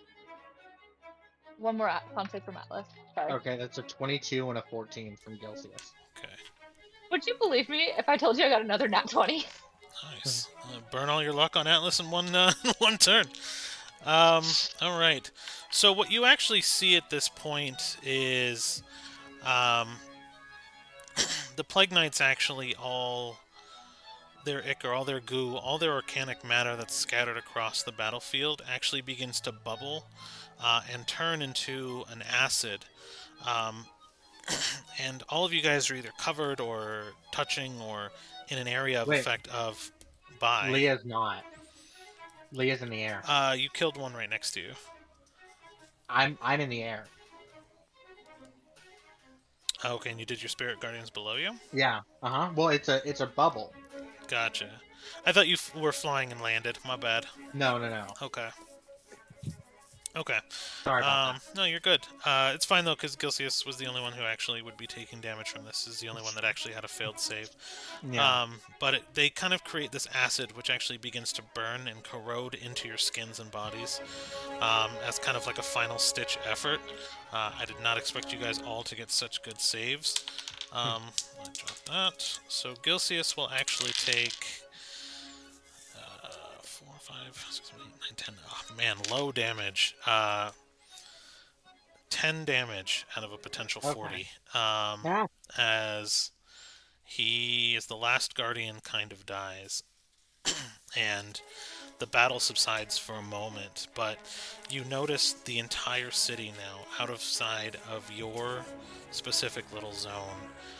The entire city is kind of erupted in battle, and you see Drow actually fighting Drow. A lot of people are recognizing this as their chance to break away from Lolth, and a giant civil war has broken out inside the city. And you see fighting in the streets, brawling, people with swords getting, thrown out of windows, people strangling each other, essentially with whatever means they have, as just there's this chaotic war around you currently. And you see Gina actually walk up to you guys, and step out over the goo. Oh no, I put her behind the map. Hang on. Gina's in dirt jail. She's in dirt jail. Getting her to the buried. And you see her kind of clapping. Uh, Here just we go. slow clapping and smiling. And she speaks first as you guys recover from battle.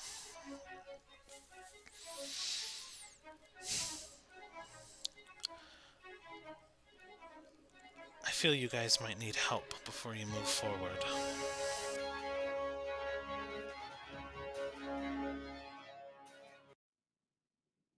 Gina, how do I know that you're not tricking me? No offense, but if you look at it, I do have to ask the questions. If you don't want my help, you don't have to take it.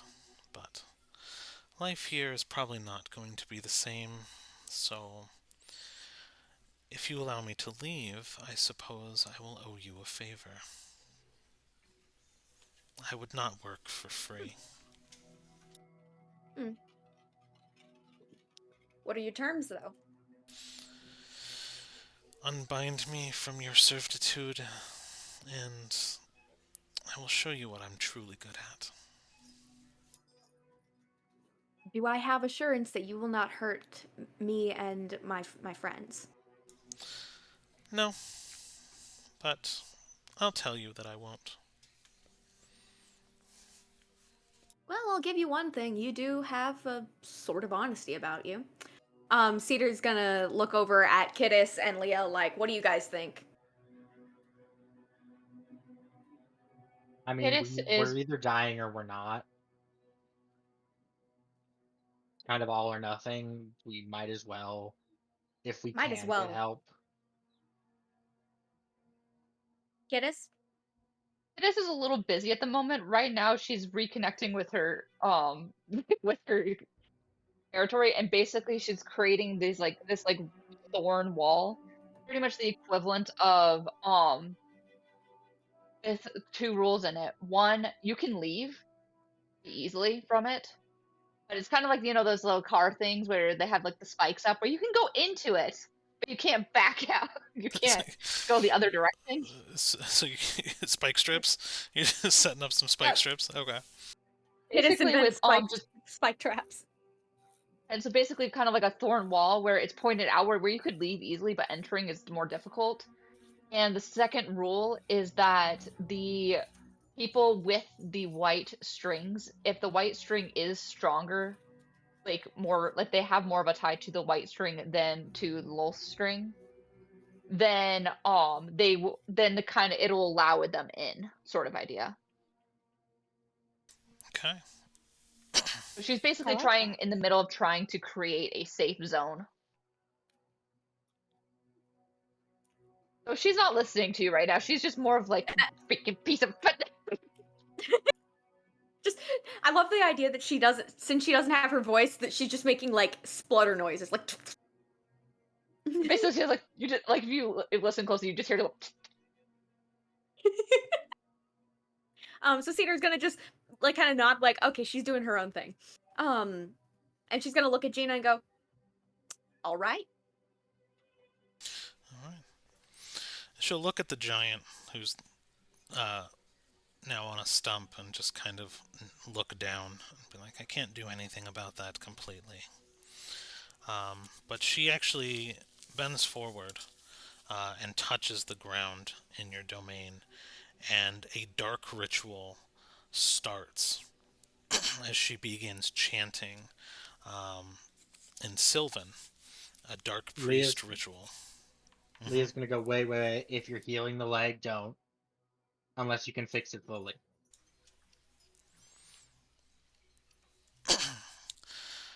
Then I suggest he leave my circle. And she just begins to continue chanting. Um, and for about 3 minutes, as just this world around you erupts, a dark energy, a dark circle actually permeates around your feet, giving you a sense of peace. Um, and I will just give it maximum damage so I don't roll.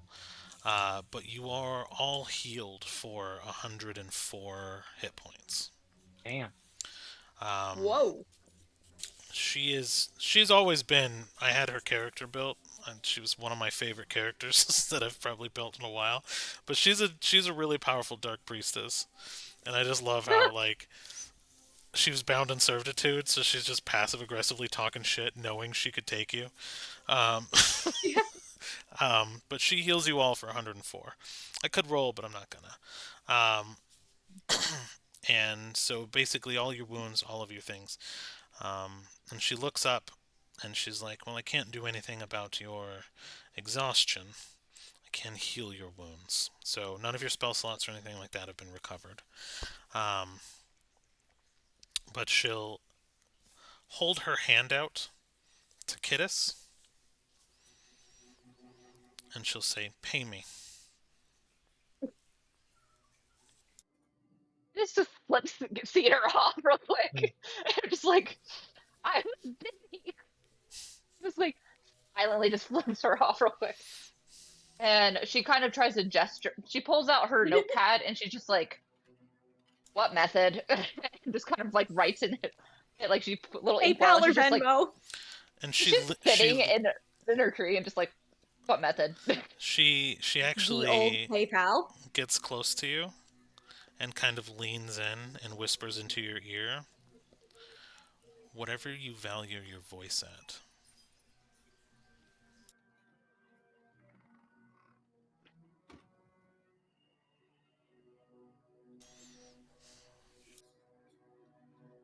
1 second.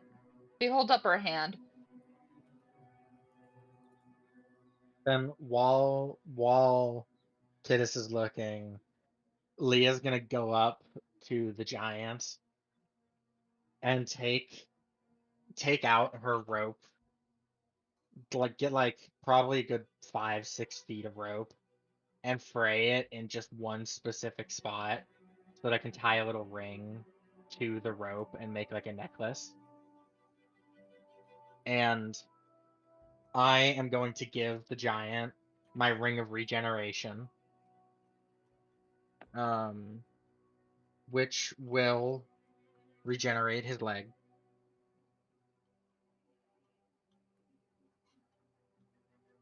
but it'll be useless for 4 days. Or but the ring will be useless for 4 days.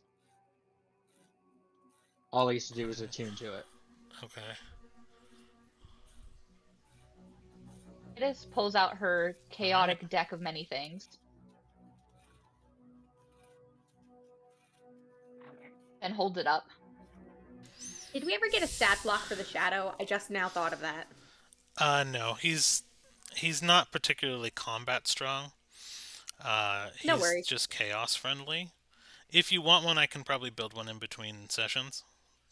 Hey, no worries. I'll think about it, but I'm okay with him being just a chaotic little shadow. Gotcha. Okay. So you're paying her The in the deck vibe. of many things? Yeah. Shit. All right. So she takes the deck and places it in basically a pocket in her dress. And she takes the necklace, and you see a dark circle actually form around the necklace as it kind of floats into the center as she chants. And just you see with a lot of effort, she's kind of struggling to stay focused. And the locket opens, and the voice begins to float away, and she grabs it and shoves it into your throat, basically grabbing your throat with her other hand free that's not casting the spell, essentially choking you and like forcing it into your throat before letting go, and the necklace actually shatters and breaks. But your voice is returned. She pulls her hand away. It's completely burned. You can actually smell the burnt flesh smell as she pulls her hand away and scours. and then begins walking away from the party without a word. But she does kind of look back and sarcastically, "Good luck. Tell Loth I said hi and bye," as she begins to walk away. And just Cedar kind of just yells after her, "Thank you for all of it." What's up?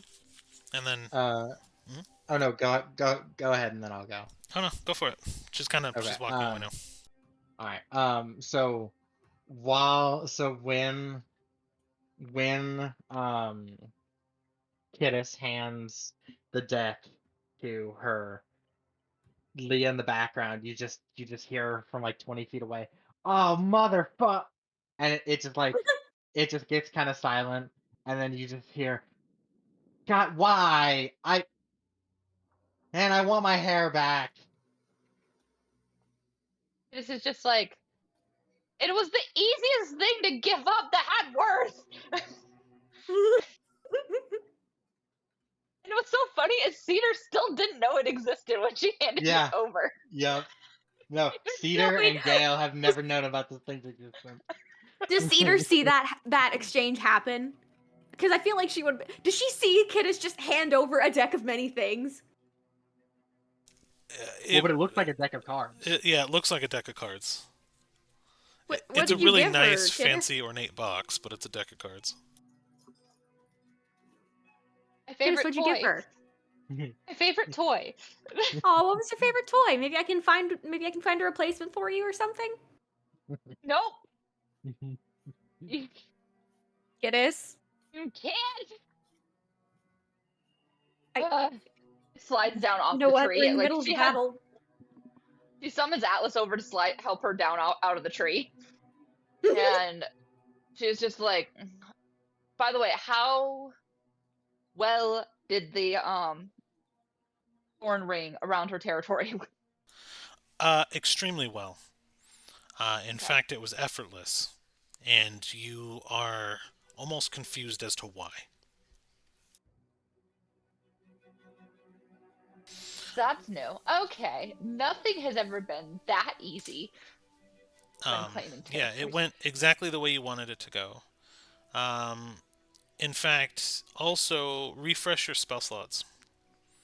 So now I you should are refresh fully my spell healed and refresh. Yeah, if you've spent any spells, your catapults, things like that, they're back. Wait, just her or Just all her. of us? Damn. She's just like, huh. She also just see her like looking down her hands because she just realized she's just like, huh. Okay. I'm not gonna question it. She just like continues on. um, Um, and she kind of like looks around her territory to start counting on how many souls are left, and along with the giants, and basically she's trying to basically set up equivalent of a base is what she starts immediately going into, gotcha. trying to create it as a place of like with like healing tents and things like that, places of rest, and just like trying to make sure keep this place as safe as possible. So you can see that. Oh my God, what'd you guys name her? The first Sorrow Fiend. Celia. Celia. You can see Celia actually start to kind of set up. As you kind of set up the thorns, you see her kind of setting things up, trying to provide aid to some of the Sorrow Sworns, as well as any of um, the drow and the people that you can kind of let in. She is kind of acting on her own to try to aid the battle at all in what ways she can. So she's actually also triaging a lot of the situations, bringing people into the fold in your domain. That is actually growing now to actually now kind of incorporate some of the surrounding buildings, um, and it's actually growing as things go as the battle progresses. Um, and you see the giant kind of sit back, feeling the ring of regeneration because you handed it to him and he's attuning to it. Um, you can see the glow of the green healing energy kind of start to like flow through his hand as he continues to attune to it. But he kind of looks at Leah and he says, "It's going to be a little bit before I get my leg back, but we can't stop the energy behind this battle. We have to keep the momentum. You have to, you have to charge and storm her castle. You have to do it now, and you won't get another chance." And you can actually hear the drama and like the not fear, but um, apprehensiveness in his voice as he doesn't know how the battle's going to go. Uh, but when you are ready, they will clear the way. Just say the word. And she takes a moment, she looks up at him and she goes, "Well, if you're staying behind, then at least work on a layout for our new tribe when you come live with me." I'm effectively out of this battle, but I will defend this domain for as much as I can. Um, but I will give it some thought should you succeed. And he kind of lets out a billowing laughter that actually fills the area. That's actually one thing that helps both of us, oddly enough. Me and the other me, whole thing. Don't worry about it. Uh just be a little more positive about shit sometimes. Not all the time. Life is not all sunshine and rainbows. But sometimes it's not if, it's when. It's when we win the fight. Then when you win the fight, we will start our tribe. And he'll kind of like pat your shoulder, but it almost even with your strength almost Yeah. like like crushes you under the weight. Leah's like, I wonder if this is how normal Cedar feels. Yeah. Well, no, did you not get it? That's why Leah makes fun of Cedar for her height, is because she grew up around literal giants. She was the Cedar. Oh, okay, that's adorable. Yeah. No, Um, there was a whole reasoning behind it. Aw, I love that. I Um, think, oh, sorry, you first. oh no, no, that was it. Go ahead. I think Cedar's gonna kind of go and check on Celia in the triage and just kind of like help get that set up for a second. Okay. Um, yeah, you just kind of notice her running around, providing aid where she can. She's um, mindlessly also moving the thorn wall out and in better positions as the territory grows from the size. She's blocking off doors of buildings and windows with the thorn wall, so that way, like, there's only really a couple of ways in and out of the territory as it expands through the city, um, and gets stronger and stronger. And the more people that actually see the domain and are fighting and see it, um, will actually kind of almost aid in its strength as they're putting their faith into a new goddess of free will that they've been dreaming about. They might not necessarily correlate it to the domain, but as they think of the option of being free of Lolth's domain, you notice that your domain's power grows and expands. And you gather this as the people that Celia's trying, or so, words, the people that you and her are trying to help that are injured from the fighting, kind of express their gratitude towards you. Cedar's just kind of like nodding and like helping people in, kind of trying to smooth, like help Celia by like kind of streamlining the process a little. And at one point, like I think kind of as Celia's kind of quick walking by, she's gonna like kind of like put a hand on her shoulder. You're doing really well. Thank you. And good job on the distraction. That was very good. Okay. Um, are you guys doing anything else? This is checking out the fountain. Gonna check out the fountain that the blessing came out of with Aquafina. Mm-hmm. What's her name? Yep. I never. Okay, I was like so worried. I'm like, because I'm worried I'm gonna get her pronounce her name wrong. You're fine. Um, Imagine Aquafina. and Problem is, that's what I keep wanting to pronounce it as, and then I'm like, no, it's the other one, and then I second guess it, and I'm like, You just want to call her Desandri, like. oh, but she's gonna see if it has any healing properties to see if we can utilize it in with helping the injured and keeping people going. No. You recognize it instantly, though, as the same black ichor from the valley. So your fountain right now is filled with death giants, waiting for Mhm. orders. Okay. She sends a link over to Leah, and she's like, "Leah, I'll leave you in charge of the battle plan for protecting the territory as it expands Understood. with the giants." And then she kind of like using the territory goes over to or sends her voice over to Celia. She's just like, you're going to be in charge of keeping everyone healed up and trying to keep the casualties as low as possible.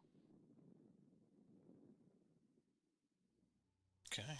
And so then from there, she's going to look over to where we're about to go, to where Lolth is going to be, and see if Lolth has exited the territory if we're going to go in.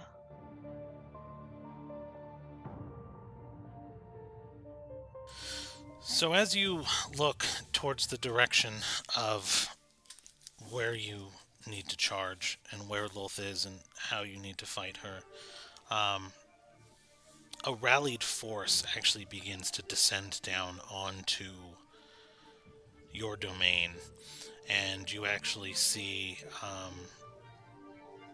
the giant with his shield kind of stand up, propping one leg up, almost using his shield as a crutch as he stands to face. He sees, I mean, you see an army of probably 100, maybe 200 drow descending from the south, trying to go towards your territory and overtake it. And all of the Sorrowfiend that are left, as well as some of the drow that you've been helping out, begin to kind of steadfast. And you hear this deathly sharp whistle. It's almost like a death whistle, that a scream of a human just in pain shatters your whole existence as you just hear the whistle from this giant that has been on your side, as 8 death giants actually come from the fountain. 4 take guard at the wall, essentially ready to welcome this force that's charging at you. And he says, "It's time to go. Now. I'll send some with you to help you clear the way. But you have to go. Now. Keep the momentum Understood. and fight and kill and win." And he just lets out this, like, battle cry yell that just rallies all 8 of the death giants Mm. as the others go north towards the horizon of where Lolth presumably is, her essential castle. As they start kind of clearing the way, you see them just grip and throw drow, not caring who it is or what it is. It's just plowing it out of the way as they begin to run north towards Yeah. the castle. Now remind me, because I know I asked, but for some reason I don't have it written down. What was his name? God, you would Was it ask me that. Rourke? I feel like I remember that. But I thought his name should be Sebastian the Bastion, but everybody No. said no. No, No. no. Bad. Sebastian the Bastion. Okay. Absolutely not. Fuck it, work. I think that sounds familiar. Okay. Um, but so as she's flying off in the direction that they need to go, she's gonna kind of go, "I will see you again, Rourke. This may have been the end once. Doesn't have to be this time." And you see his armor shift as he kind of nods to you, and then walks past and basically takes position to the south for the oncoming force that's coming for you. And as she's like just barely audible, you just barely hear her off in the distance. "Give me back that ring when your foot's done." When your foot's done, it's done cooking. He looks back at you, and you can tell he's smiling. He's like, "You're gonna have to pry this out of my cold, dead hands." Try me, bitch. Um, I think before they set off, I think when Cedar returns to the group, she's gonna kind of like pull up beside Kittis and just kind of look at her and go, "I'm proud of you. Proud you're my Yep. daughter. Be proud You once ready? Wolf's dead. I'm trying to be sweet and emotionally vulnerable." Do it later. Mom? Wait, what did you say, Charisse? Said we're in battle, Mom. We're in Yeah, you battle. just hear from Leah in the distance. Feelings later, murder now. Okay, so I think about right now, I'm gonna take a pee break. Let's take a fiver as we Okay. prepare for the Okay. next few segments. Cedar, you have one job, and that is to watch the music video that your cousin sent you. I will do that. Yes. All right. I will see everybody in 5 minutes. Okay. See y'all Bye. in 5.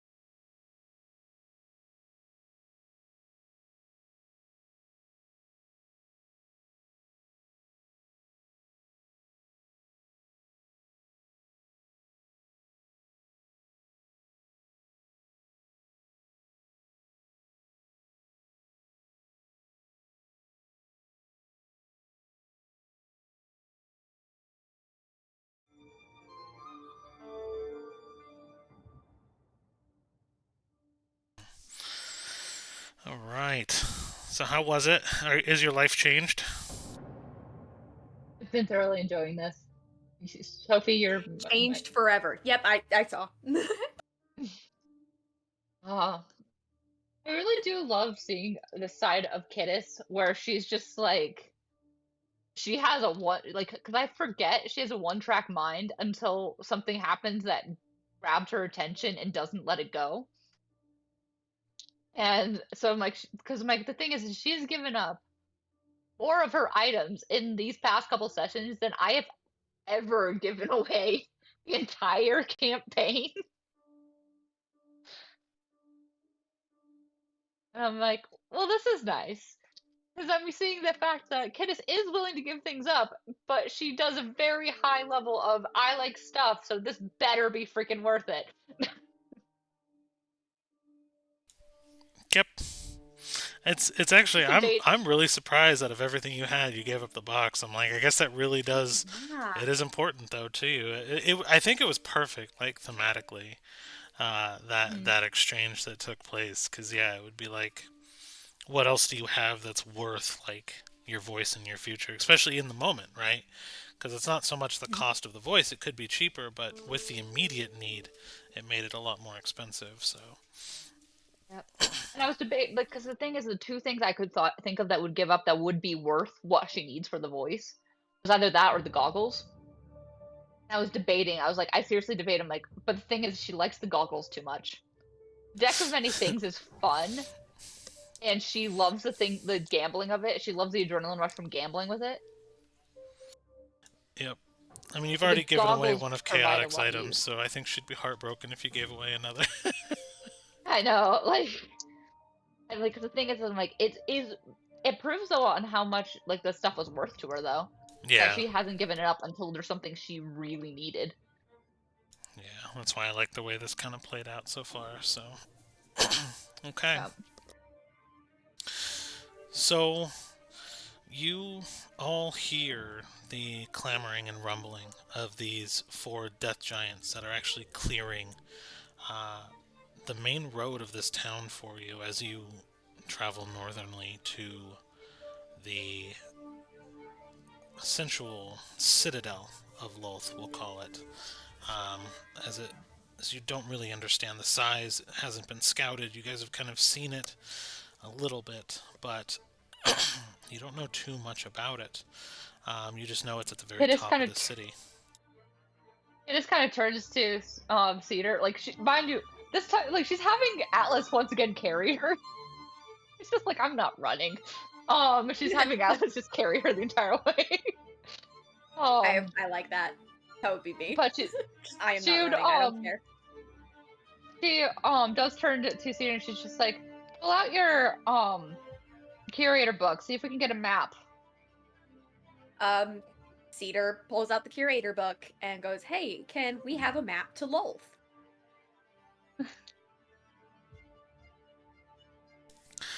Um, GPS book." so the the curator book records memories of history She can show of the memories of the thing being built.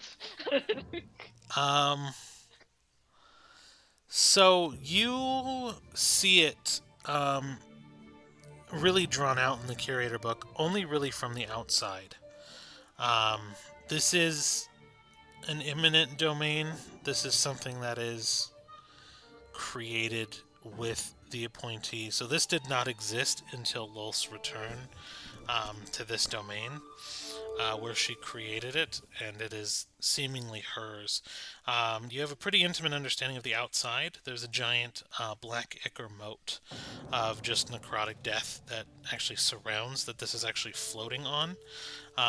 And there is a main entrance and two side entrances that are essentially the front. And if you look at the maps, you can kind of see where they connect to the outer wall. Um, and there is a very kind of thin path, only about 10 to 12 feet wide, that leads up to these entrances. But the moment you kind of breach that first wall, you're going to be looking at kind of that moat of black ichor.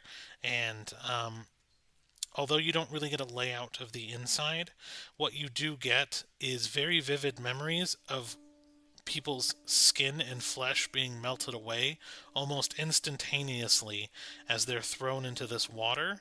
And you get very many memories drawn out from people who remember witnessing Lolth herself in a humanoid form punishing some of the drow that disobeyed her to rule with fear. Her punishment would be throwing them into this water and essentially killing them with very, very little chance of survival, you would imagine, from the very descriptions you're getting from the written text. Okay, so no swimming. First and foremost, do not touch the Okay. water. That will kill you. Cannonball. No, Leah.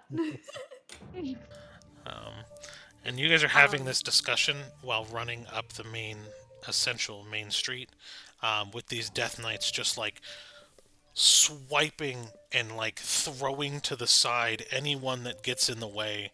They're cleaving them in two, like friend and foe. They are just clearing a path. Let's Cedar see, kind of looks how over long to does Leah. this? Hey, could you? Oh, sorry. No problem. You go first. I just need to know how long this run takes. Oh yeah. Leah, you might want to tell the water thing to the giants. Water thing. Don't touch the water. The don't. Oh, The don't. okay, yeah. I was like, what water thing? I was like, that's acid. Well, he said dropped in the Yeah, in no, the I water. gotcha, I gotcha. Yeah. Then so Leah translates that over. Yeah. Okay.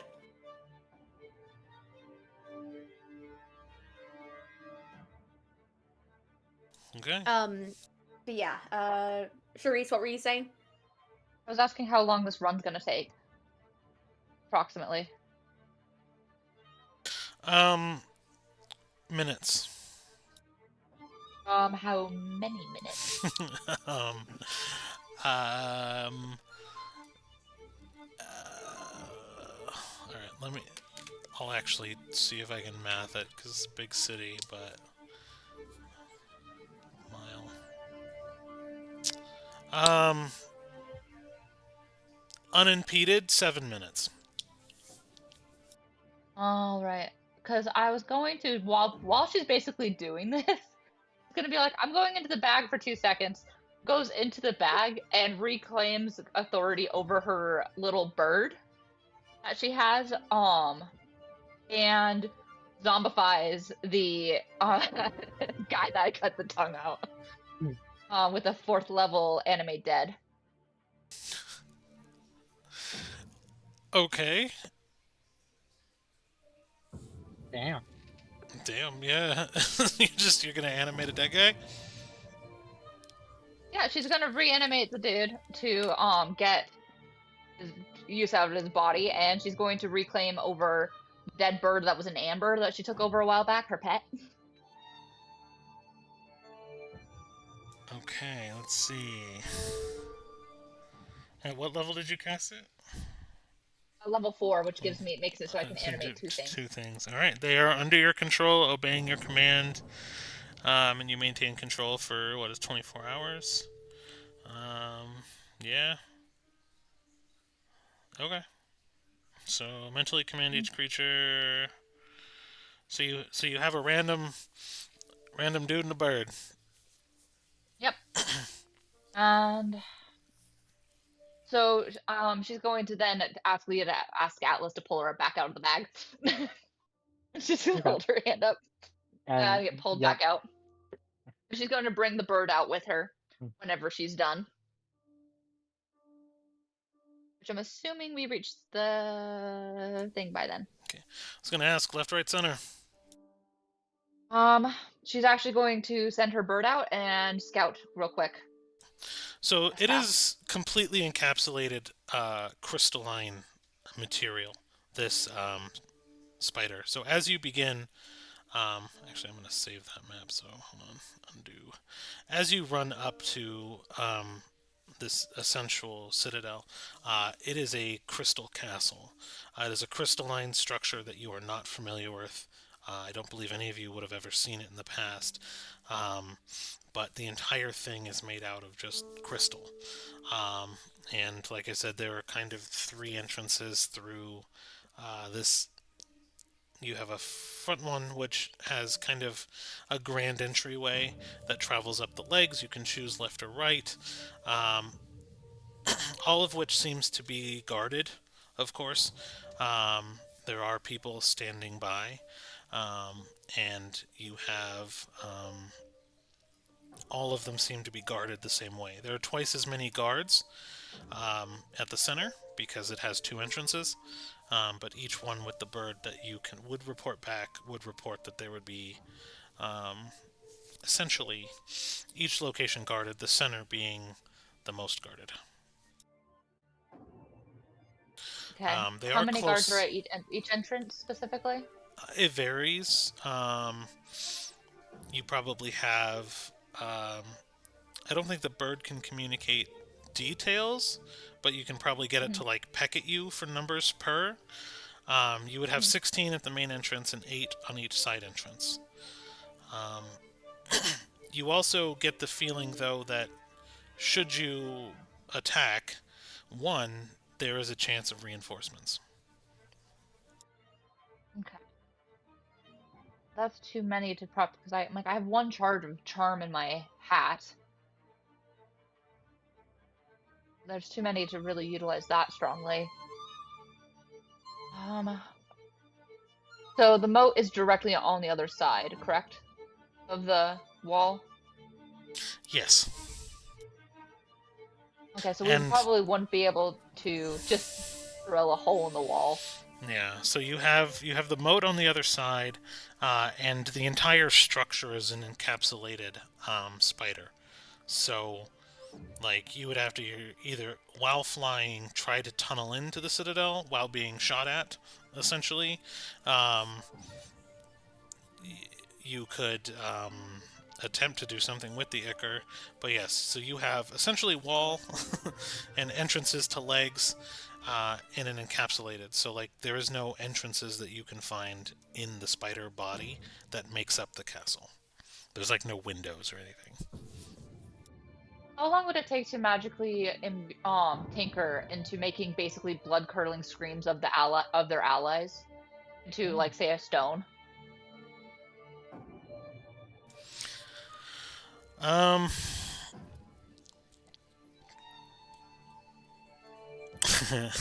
you have a zombie. Um, you could probably order a zombie your guy to do it. As far as magical tinkering, like a device like that, it might take like an hour. Too long. All right, we're going to be using the dead guy because that will be easier. Okay, she kind of turns to Leah and she's just like, "So, how much do we want to bet that we can get? Should we do one, have this guy go screaming at one of the side entrances and see if we can get the main guys to go over there? Or do we want to do one of the side entrances and have the guy screeching at the main entrance and try to get one of the guys on the side entrances to go to the main?" Hmm.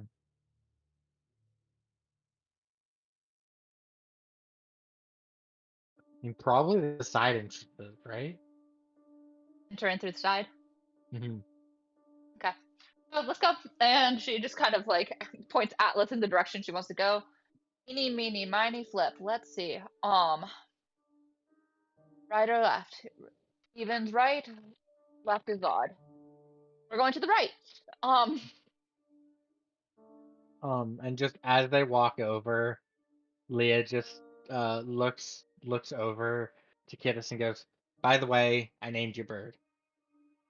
what? I named my bird. What did you name it? Named him Azul. Okay, that's cute, but I like mine too. Hmm. It could be Pedro maybe a middle Pascal. name. Pedro what? Pedro Pascal. It's Why too would you do this soon. to me? It's too soon. It's too soon.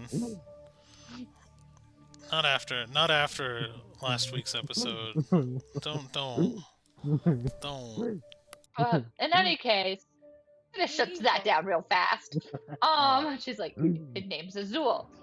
Uh, But she sends when they get into position, like tells the like calculates it, tells the zombie to start a blood curdling scream of mimicking Norella. Um oh, wait. and Before that, hmm, Leah goes, wait, so just remind me why exactly we cannot go through the roof.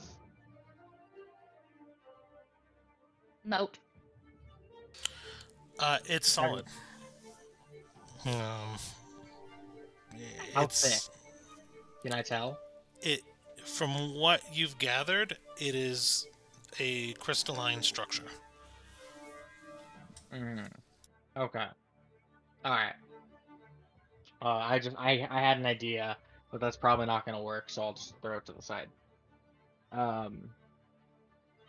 All right. Continue. Okay. We get into position, hidden away, blood curdling scream, and how many leave? Okay. I'm trying to get the image to pop up here. So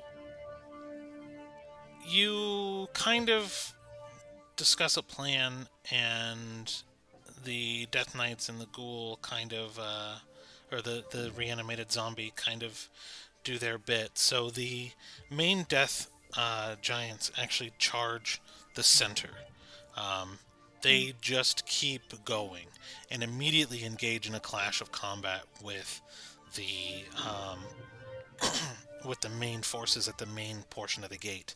And you just see like people jumping and stabbing down, but you don't have a moment to pause. Your ghoul friend travels to the other gate. You said you're going left or right? We are going to the right. Okay, so he travels to the left gate and actually begins to do this blood-curdling scream and mimic of these dying drow, um, as he's just like screaming in pain. Um, and you actually see two floating creatures with weapons actually shoot over from the gate and kind of pass you by. I need a stealth check from all of you. My best feature.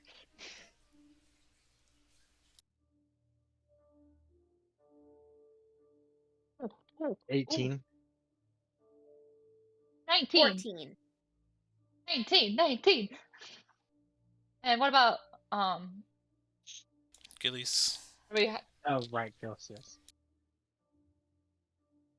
That is a natural one. No! Wow. Oh. No! Oh no. It's fine. Oh no. It's finer than you think. Re-roll it. Okay. That is a natural 13. Okay. Um, natural 13. What is your? What is your? Stealth is holy shit. Stealth is plus 17. Yeah. Okay. So I was like, I have a +4, but that'll bring me up to a 19. Mm. But I think that your natural plus 17. Okay. I also rolled a natural 1 on my perception of you guys. So, yes, they did not notice you. Through the roll off, you did better. You outscored my perception. They do not notice you. Two of them continue to pass by to reinforce some of the other gates. But that'll leave the remaining. I'm going And to the build out what remaining you is see. 6, right? Yes.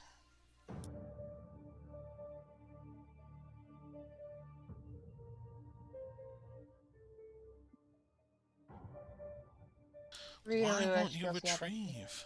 Sorry, having a little bit issue with maps. Give me a few moments. No problem.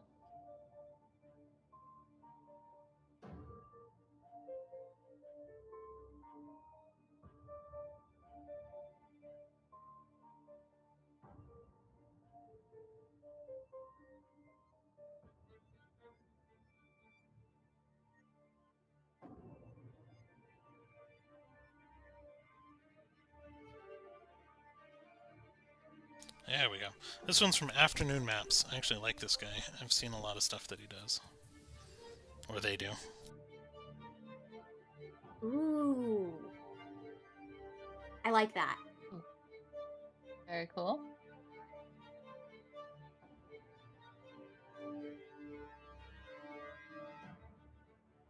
Alright, and I'm going to build out what you guys see.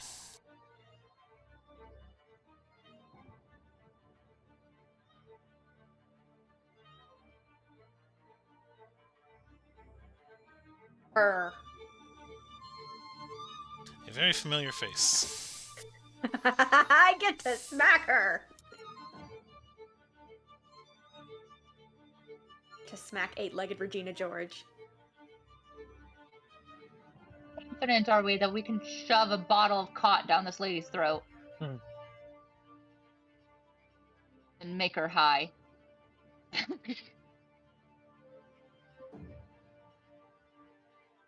If basically Kiddish teleports in front, if Kiddish teleports in front with her little cannon of smoke, blast her eyes, and then have Cedar shove the bottle of cot down, or either Cedar or Atlas shove the bottle of cot down this lady's throat.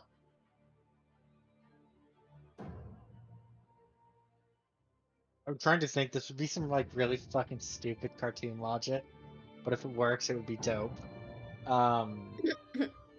We use catapult and just fling it at her and get her to open her mouth like right around the perfect timing. That'd be hilarious. Can we try that? Right? I don't know how we're gonna open her mouth. I could taunt her. I could taunt Into her. her mouth. I guess what we could do is as long as we go first, meaning you could say you hold the spell until she starts to cast or do anything. It requires her opening her mouth. Right. So we could do that, because like the thing is that we'd probably get a surprise round if we sneak attack, or like we'd Yeah. probably get a surprise round at this point. Yeah. You would not get a surprise round. Damn it. She is. We're hidden. I mean, you are hidden, but the moment you approach the gate, you will be visible. Yeah, but what if I teleport? If you teleport into the middle of the battlefield, that would get a surprise round. That would probably be one of the only ways to get a surprise round, because any sort of movement that isn't instantaneous would be seen. Like, they have a little bit of a clearing. They're all very on edge and on guard looking for an attack. You will actually see that there are probably about 10 dead drow littering the field between you and the entryway to the first leg. As in, people have already tried to storm here and have already been taken out. Okay. How to get her to open her mouth?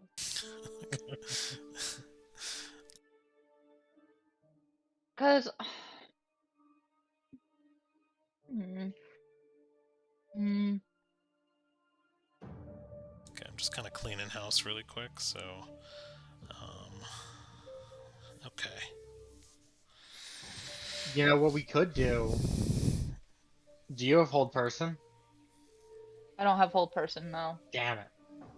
Okay. Because that's paralysis,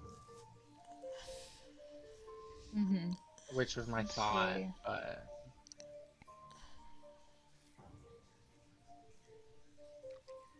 Wait, okay. Can We could do something really teleport fucking with stupid. someone? Like, could you No. grab me and teleport? Oh man, I was gonna say. No, it's only me. Dang it. Never mind then. I could do something really, really dumb. I could What? cast Big B's hand and force it down her throat. Would That that would be possibly work? I don't see a problem with this. Because if I teleport, send a blast, surprise with the surprise round, would we be able to get that Big V's hand there in the surprise round? I mean, the distance I can cast is 120 feet, so as long as I have the time to cast it, which is just an action. then yes. Yeah, that's. I'm trying to, because I'm like, the thing is, it'd probably see the hand and it'd probably initiate combat. Right. Hand as an object has 20 AC points, equal to your hit points if it drops, spell ends, strength, blah blah blah blah. Concentration up to 1 minute.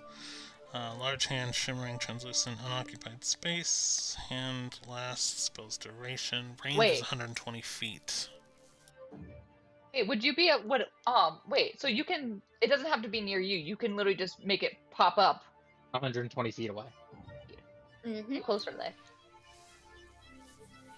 There's a strength save, or a strength check of +8. Yeah. That is ridiculous. Mm-hmm. No, dude, Bigby's hand is Oh. wild. So my thought to do this: Kidis teleports, casts fireball, blows Ooh. up, and then Bigby hand right after. Boom! Out with the cot. I'm here for this. Yes, let's do it. Let's do where, it. Let's do Where it. did we put the poison stat? Is that in Discord? I don't know. I just remember cot was it was not a good idea. I just remember it wasn't a great idea to have in your system. Yeah. Where did I put the poisons? You guys are like focused on this now. I'm like, crap. We all just lasered in on this one thing. I know. Yeah. I'm like, wait a minute here. It's one of those things that like you guys just have by happenstance. Like you're like, oh, I'm just gonna talk to this poison guy, and I'm like, cool. I threw a bunch of poisons at you, and now I'm like, No. That crap. that wasn't it. That wasn't it. Kid has got the cot from the alchemist that we talked to a while back. Like in the beginning of the the game, sailor. basically. Way beginning of the game. She's had it sitting in her bag. Oh, it was that. Yeah, from like We've had 2.5 this for years ago. ages. Oh my god, hang on. It's a drug. It's a drug. Yeah, it's not a poison. It's just It's drugs. hard drugs. Basically, just shoving crystal meth into her. Yes. To make her less efficient, so we don't have to waste our time on her. In the words of Taliesin Jaffe, the best crystal meth. So I'm trying to remember if we even decided what it was, because I'm not able to find it by name in No, Discord. you just called it cot. Ah, You just called it cot. so C-O-T. hold on. You guys don't actually know what this does. No. All I know is that it does. All I know is it does damage because the way we tested this is we had a dude that was in a bar in the bad bar that Yes, Cedar took yes. us. So And it's literally labeled one feel good, one unknown. Oh boy. All right. I gotta. we're just shoving it down her throat. Let me go find the depths of my poison here. Hang on.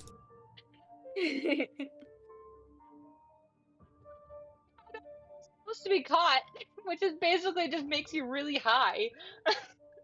Based off of what the dude told me at the bar. It's like, don't take really this d- unless you're like wanting to have a trip. Charisse, we really just pulled a full-on, like, Apothecary Diaries here. Gotta go find it because cot is actually a drug that I pulled over from a different game. So I'm trying to find where I put it, and this is a lot of notes ago. So give me 1 minute. Kidis would most like. I do want to check note that Kidis would most likely know what it does. I just don't. Because Kidis has read through her dang book of drugs multiple times, drugs and poisons. She would have figured it out. I just don't know. Okay. Do you guys want to know? Kind of want to know because I'm assuming Kidis would know. So,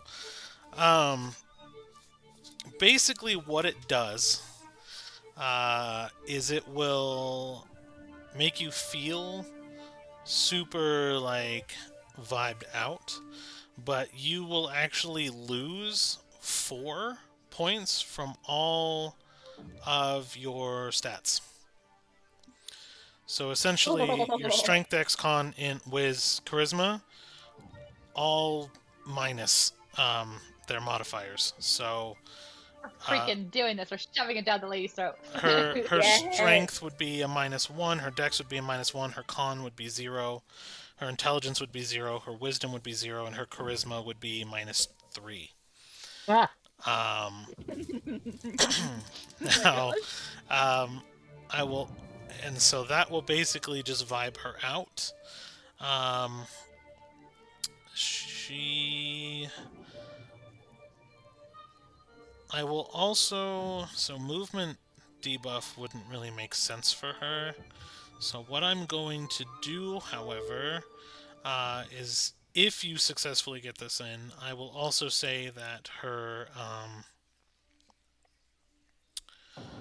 movement buffs would be negated.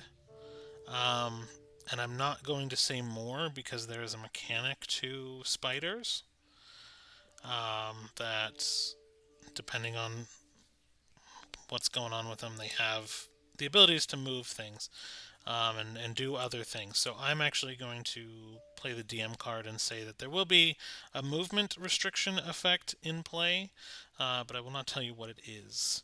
But other than that, um, let's say she has disadvantages on basic attacks as well because of like a displacer type of effect, right? If she tries to strike you, she'll be kind of seeing double.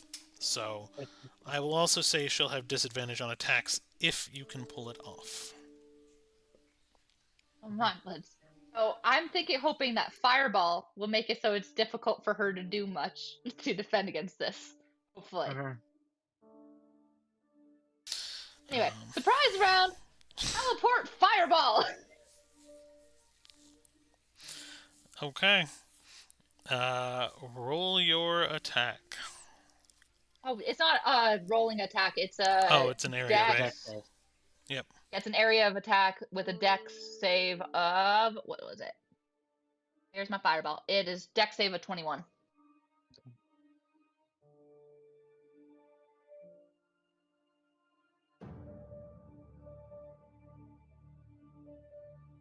Dex save 21.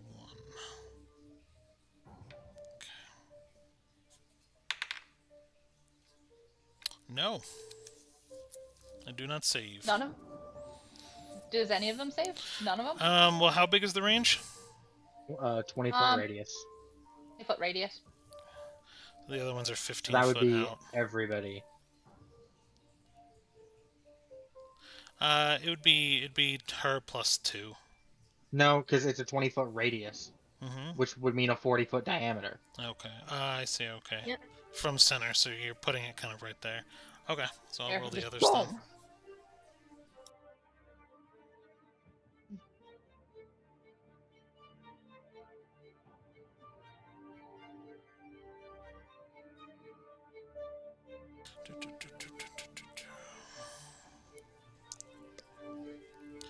Um. Okay. Sorry, just checking my stats on the others. No problem. This is what happens when I actually plan for battles Yeah. and try to think through on how to do And this is stuff. what happens when we plan together. It's always We dumb go- as hell, but it's high damage and I love it. Okay. It Um. works. Yeah. So Oh, yeah, we will. Y'all are so chaotic, and I love it. Uh, only one of them save. One of them will get half damage. All right. So 34 and then half for the other one. Which is 17. So That one. 34 to all, and then half to one. Okay. Okay, And then and then I'm up. I just said, yep, the kid with the cot the kid just gave you. Okay. So Leah summoned the big bee's hand right next to the spider lady, and with a natural fucking 20, shoves it down her fucking gullet. Okay. Let me just roll off to make sure I don't also get a natural 20. Nope. That was a natural 1, so we'll just get rid of that dice. You're going into dice jail. Um, okay. Oh, her initiative's going to be lower now too, isn't it? Yeah. Okay. And do I do any form of damage when I basically force feed her drugs? Given that it's a grapple, not really. Okay. You will be squeezing her face. It is a lot of strength, but it's not a crushing force. Okay. I mean, if you intended to do damage, maybe, Well, but no, if I'm you're intending I'm to I'm grapple, chill with not, yeah, because you've already let us do a lot, so I'm chill with not doing damage. yeah, I just wanted to check. yeah. So through the flames, you see this hand essentially begin pouring a drink into the Drider's body, and immediately, um, between the two attacks, she tries to spit and swallow, but you kind of like push it down her throat with the thumb of the hand, like you would giving a cat medicine. So it forces her to kind of swallow. As she inhales and spits, it takes an effect immediately. Um, but she also engages in kind of like a reflexive defensive mode as you see her begin to shine blue, and her entire color actually begins to change, um, from that normal natural state to presumably a combat state. I can't believe that worked. I know. This is why you keep like you hoard a bunch of shit. Yep. This is why you hoard Amen. it. Oh my gosh. So you can do Beautiful. stuff like this. And this is what she turns into in Damn. response. Ooh. That looks like some shit out Pretty. of Oblivion. She is based, affectionately named off of something that I found on the internet's called a phase drider. Oh. So do with that what you will. All right. Made me think of the phase spiders that the Mighty Nine faced in the sewers. Because I was Mhm. thinking of Ford's reaction, and by Yeah. Ford I mean Travis Travis. being Yeah. so afraid of spiders. Hmm. All right, and that was the last one I caught. So, because I dumped out the "don't know what it does" bottle because I needed a vial. So she feels pretty good. Kind of euphoric. Kind of stoked. Um, so we are gonna go ahead and we'll roll it out for initiative. Woot woot. Okay. For Leah, I have a 16, and for Gelsius, I have a 9. Kiddis has 14. I should probably have her where she teleported. She's just kind of gonna be like.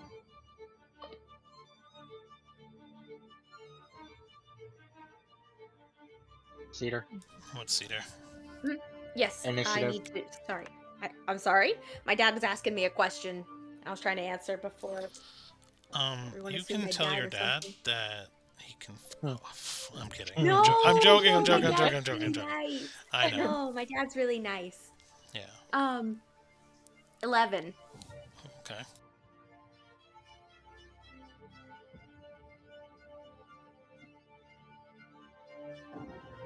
Okay. Let me go ahead and roll my not dice jailed dice. Okay. Hold on. My dunce my old jail one is up here.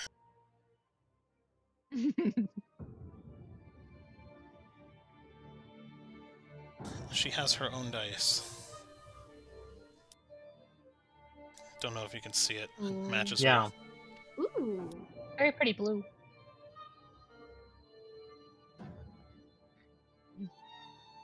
And she goes first.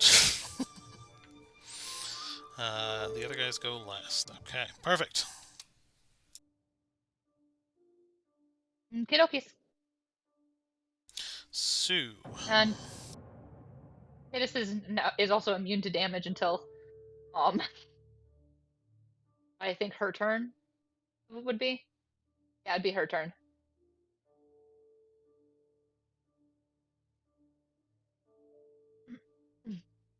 Okay, sorry.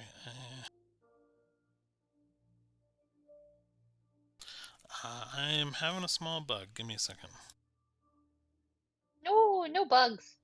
Bad bugs. I make Ben kill all the bugs.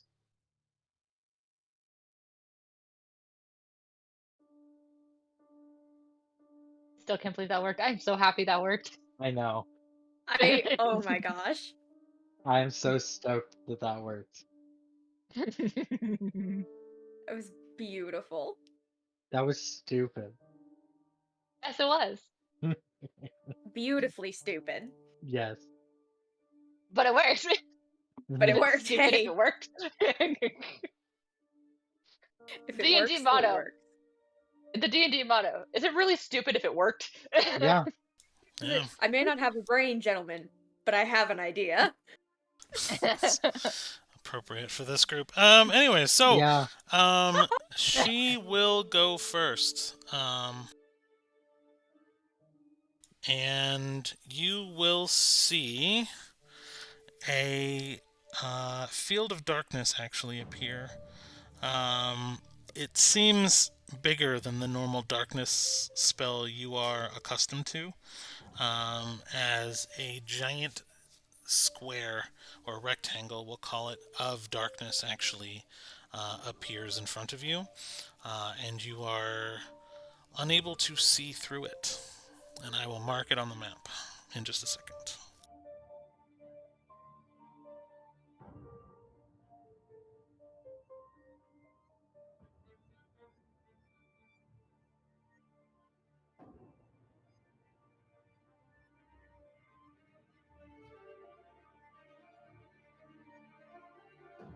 So we'll put those there for now. You remain unable to kind of see through it. Um, and also, let me double check the range on this, because she's going to do something else as well. Um,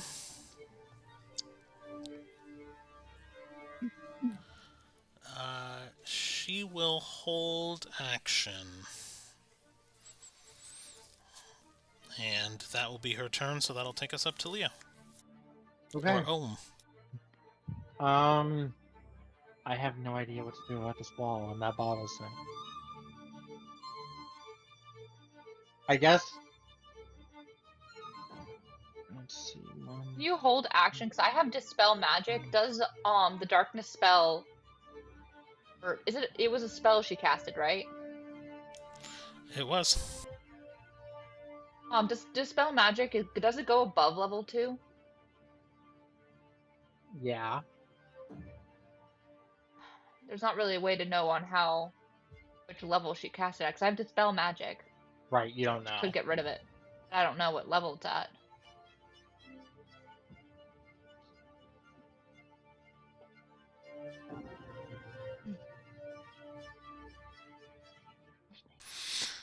You could probably use a bonus action to guess, and then use your action to cast the appropriate, if you'd like to make a roll for it. Then, like, if you hold your action until Okay, after yeah. the dispel magic, you would I'll have. hold. Okay. Well, okay. Yeah.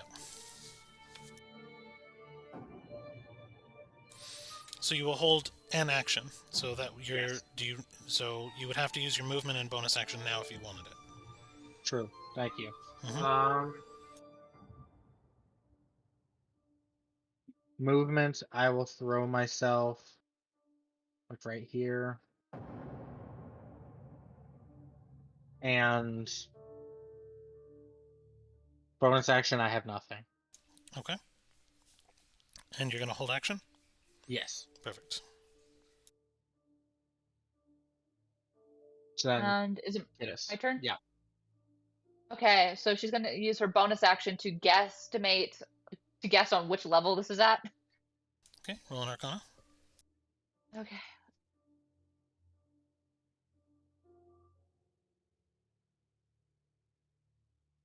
Dirty 20. Okay. Um, non-standard, but it was probably equivalent of a level 4. Wait, we'll call it spell level 4, like fourth level spell of darkness. First level. And you. How are you out of it? So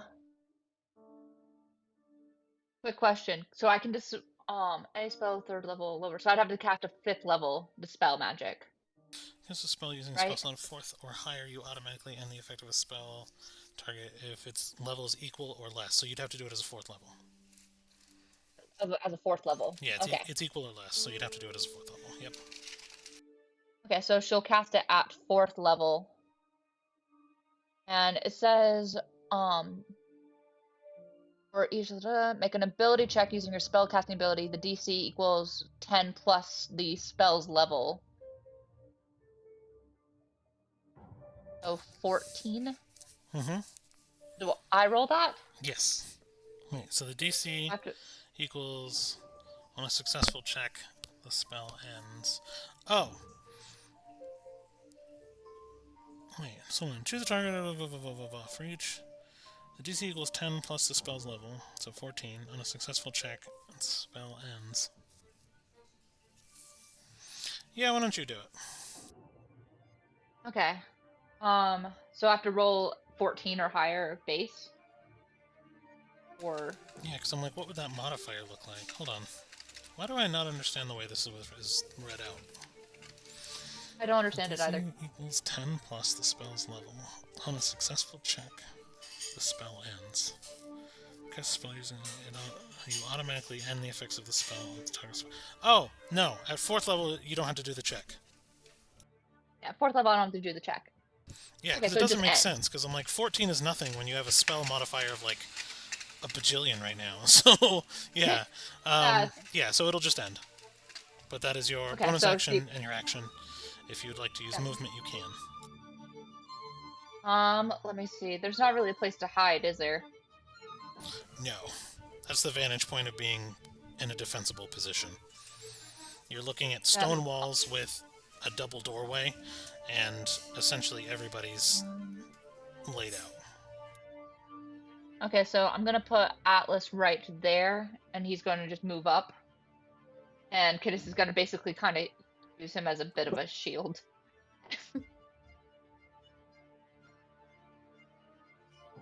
Understandable. And let's see. Let me look at Atlas's stuff. He doesn't have melee. He's not in melee range, so and that will be his turn as well because I don't have something. Oh, and he only gets the +1 to his recharges if he attacks, right? Or is it per Yes. round? I think, It's only if he attacks. yeah. It's on attack. Okay, so that will be his turn as well. Alright. So Kiddis, Leah, you have action, or we Yes. will continue to Cedar.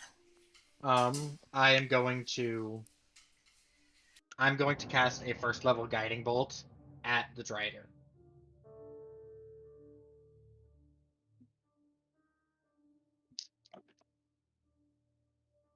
Okay. I have good modifiers, thank God. 27 to hit. 27 to hit will hit. Perfect. Regular range attack spell on hit. Target takes 46 radiant. Next attack roll against target has advantage. Okay, so it just imparts advantage for you. Perfect. Okay. Yes. And that's 14 damage. Okay. And it is radiant. I don't know if that makes a difference. You wouldn't know yet. Love it. Okay, that's me. Okay, Cedar, you're up. Okay, trying to see how close I can get. Oh, stop that. Did you move the map? No, I moved the cedar. Okay. I was wondering if you were pulling a me and accidentally moving the map. Just gets giant spinning Kidis. Yay!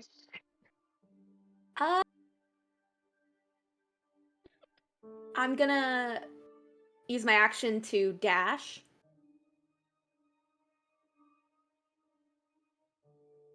Three, four. There, I think that's good. I'm gonna just stay there. Was that far enough to do a dash? You were at 1, 2, I mean, I 3. didn't actually. I don't have to use all of the motion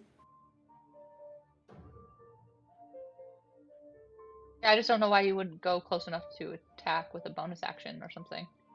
because I want them to have to move towards me, so that I don't end up in a kill box situation. Okay.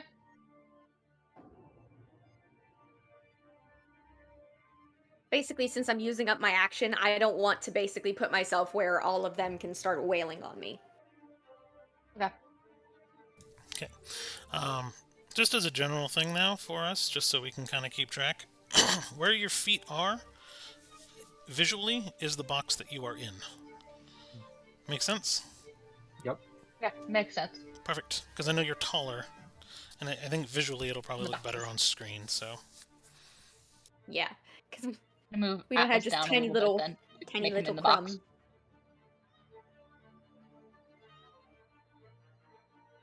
I'm gonna put Kittis in the box that's behind him. We originally planned. perfect. Oh. All right. And is that you or anything else for Cedar? Strix. I don't think I can do anything else right now. Okay. That will be Gilcius then. Okay. Let's see. What do I want to have Gelsius do?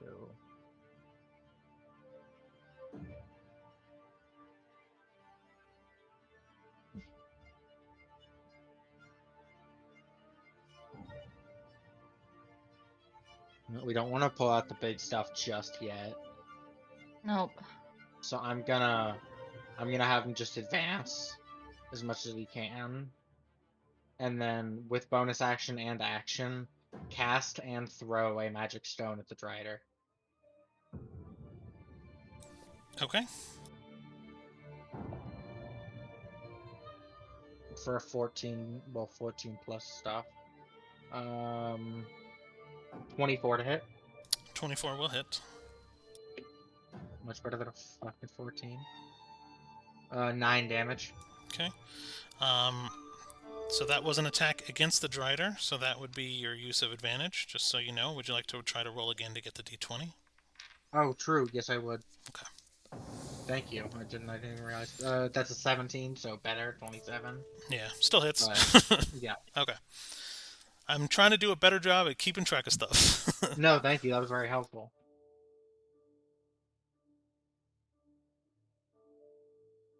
But that is Gilcius. Okay. Perfect. So, all creatures within 60 feet. Okay. So, the Banshees begin to move.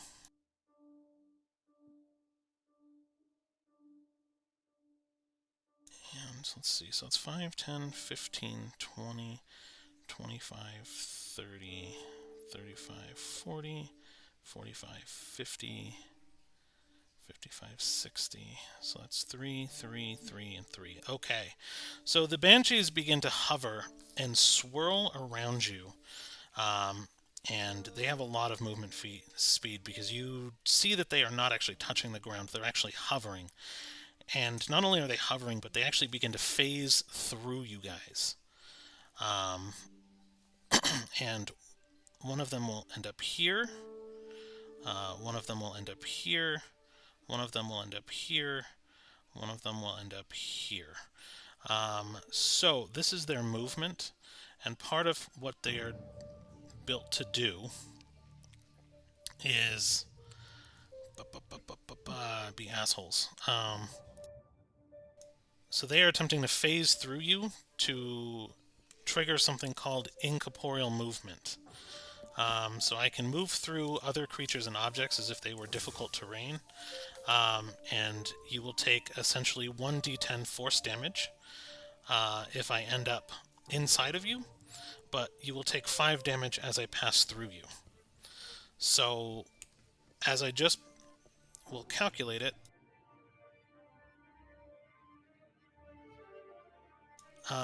Atlas, Kittis, Gilcius, and Cedar will all take 15 damage.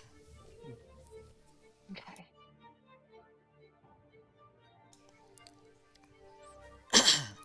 On the triggering of their movement, the Drider actually casts her action because it's going to go to top of the round, so she has to do something. And she is going to throw out an entire web on the battlefield. And this action restrains target. So you guys have to make a DC strength checks for me, please. DC 18 strength check. Does it hit all of us? It will encompass you and the Banshees. Okay. Like me, because I'm off in the corner. Oh, good call. Hold on. Yes, everyone except for you. So I need Atlas, Kittis, Gilcius, and Cedar to make a strength saving throw, or a strength check, essentially. 18. So meets it, beats it, right? Yep. Yay! I rolled a 2 and I have a -1 to my strength. Oh, that's not bueno. That's a natural 19 for a dirty 20. Okay. Oh, for Gilcius? Yeah. Okay. Atlas is 13. Okay.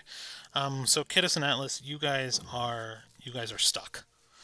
You guys are unable to move. And you will have to spend your movement trying to break free of the web. What's interesting is it's not a normal web. I will say that. So you have this ethereal web now that was just kind of sprayed out in a cone on the battlefield from the Drider to the door, creating difficult terrain. Anytime you start your move in the difficult terrain, you have to use your movement to do a strength check to potentially get out. Otherwise, you are unable to move. And so Gilcius and Cedar are not affected by this, but Atlas and Kittis will be. At which point, then, all 4 Banshees will begin to wail at the top of their lungs. A deafening sound actually penetrates the battlefield, and anyone within 60 feet has to now do 4 checks for me. What are they? Constitution. Constitution what? Constitution saving throw, I need 4. Okay. So I wasn't sure if you would like give us the number. Since there are 4 of them, I'll just keep it an air of mystery for now. No, it's fine. So that's an 18, a 29, a 25, and a 27. Okay, that's for Ohm? That's for Ohm. Okay, you do Gilcius for me. Gilcius has a 21, a 22, a 19, and a 15. Okay. Perfect. Can I get Cedars? 26, 26, 23, 25. Okay. Can I get Kittis's? 9, 18, 13, nat 20. Okay. Does this affect Atlas? Yes, it does. Okay, Atlas's is let's see, that's a con, right? Yep. 21, 18 plus 6, 24.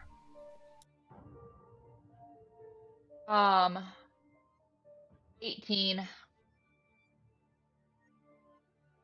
and a 13. Okay. 14, So 14, sorry. here's 14. the fun part about this. I swear to God, if this is what I think it is, I'm gonna be so upset with you. It is. Yeah. Both Yeah. Kittis and Gilcius drop to 0 health. Whoa. The lowest no Gilcius got was an 18. You said 15. I said 18. You said 15. I said 18. Who got the 15 then? Oh shit, no, that was Gilcius. You're right. It was. Yeah, I wrote them all down. That's why No, I'm thank like, you. I Thank did. you. Good catch. No, no, thank you. I was getting too confused. No, it's okay. Good catch. I've been trying real hard to because I know there's a lot Yeah. going on with all these mechanics and Mhm. characters. So, Yeah. um, so yes, both Kittis and Gilcius drop to 0 health. The best part about Let me them, get. They were all on like 8 health, weren't they? no, the whales just do it. Oh, I know. I think I know the stat block by memory. So I just Okay, want to see how right I am. okay. Most of them have single digit health right now, right? The Banshees, Yeah. they're in double, but not by much. Okay. Their So armor that's roughly class, what I was yeah, thinking. their armor class is 14. Their hit points are 40. Yep. Yep. So, Okay. the best part about this is I haven't even dished out the damage yet, and there was a reason why I kept track of the order.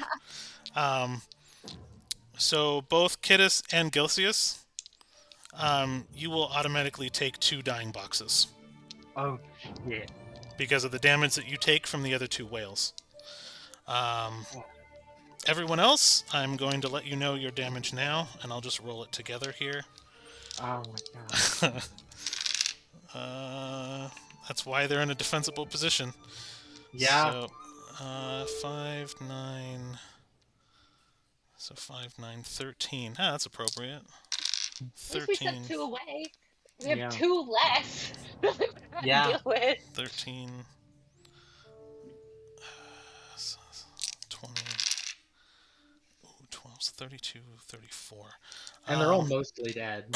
So all remaining people on the battlefield, you all take 34 damage. Okay.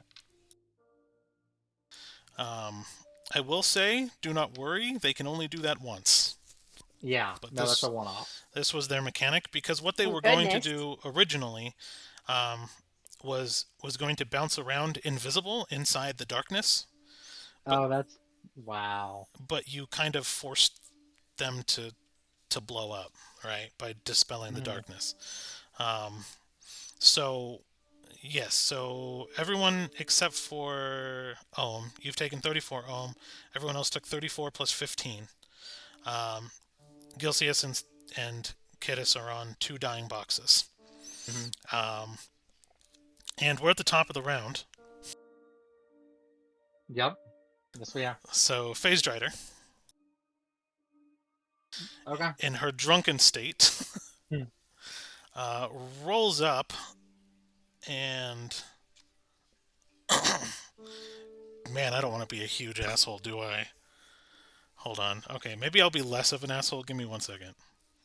What you're thinking of doing, if it's what I think you're thinking of doing, just don't. Well, I was going to insect plague the field, but the problem is Oh, that uh, would damage and auto kill that would both. auto kill Yeah, Gilcius and please don't. Kittis. So hold How please. unfair would it be to kill Gilcius when Harry's not even here? That would be That That would would be be so pretty fucking unfair. funny.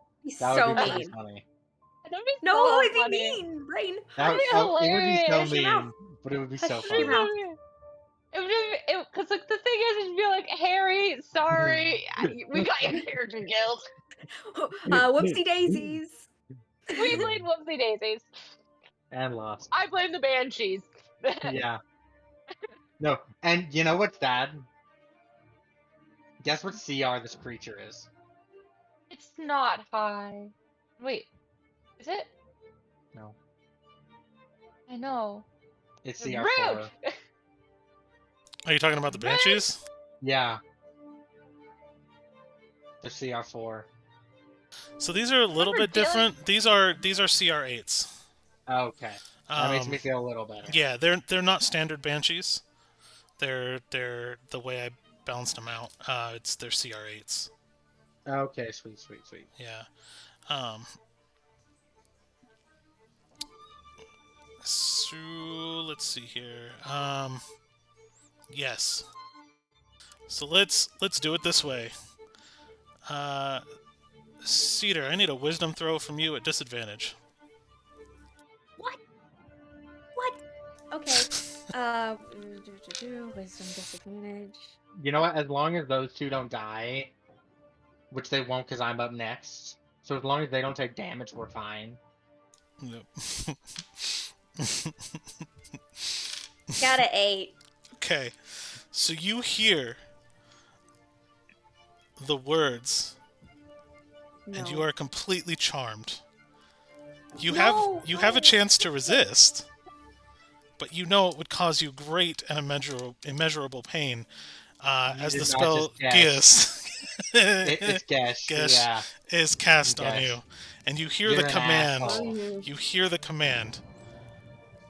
Kill one of the two while they're down. No.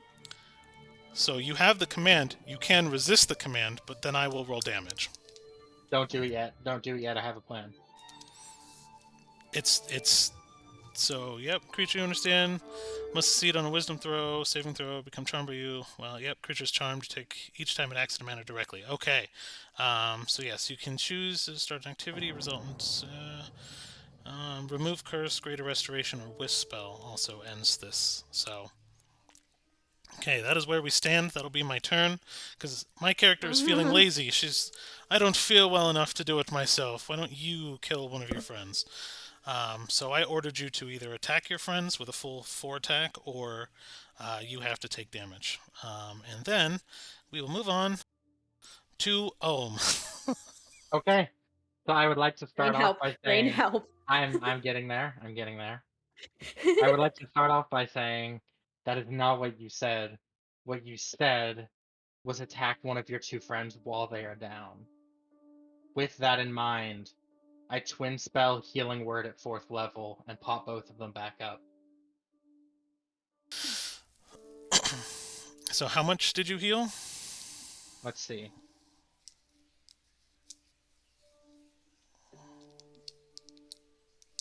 That's 7 plus 15. 21 to both. Okay.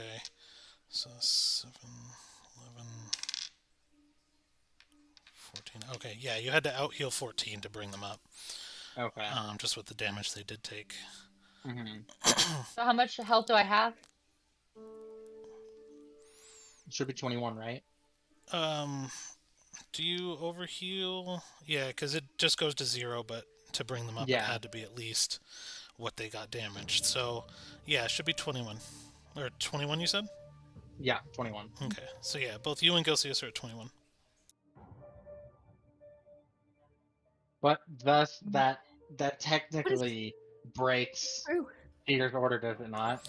It breaks the order, but not the charm. I know, but it's still Yeah. it's something. Mm-hmm. Because that Wait, means you do what do? nothing this turn.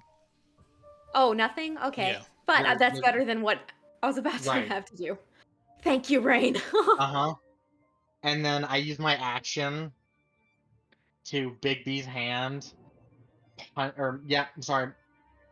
Was that my wait. No, that was my action. So my bonus no, shit. Hold on. You said healing word, right? Yes, healing word. And So that spell. would be my bonus action. Yeah. Okay, so action. Can I do a bonus action as an action? If it's literally just commanding my Big Yeah. B's hand? Yeah. Okay. So I will command my Big B's hand to just punch her in the face. Agreement came to Um, With fruition. natural fucking 20 to hit. how much life does this thing have? Hold on. 202. It has my hit points. Okay. So what is that? I don't even know what to. I don't see an attack That's for it. 5d8 Hold on. times 2. Would this be? Hold. Is it an improvised weapon? So No, 1d4 no, no. plus It's 8. the no. It's 5. It's the 5d8. It's the where is it? It's the first thing listed. So clenched fist. It strikes Yes, punch fist. one creature. Feet makes a melee attack spell hand. On hit, target takes 4d8 force damage. It says 5. I have 4 from Wikidot. I have 5 on D&D Beyond. Oh, they probably upped it for at higher levels. So it depends on what's. No, it's the base level. Base level So 5. base level would be 5, or base level would be 4, depending on what you cast Bigby's hand at. The damage of Clench Fist increases.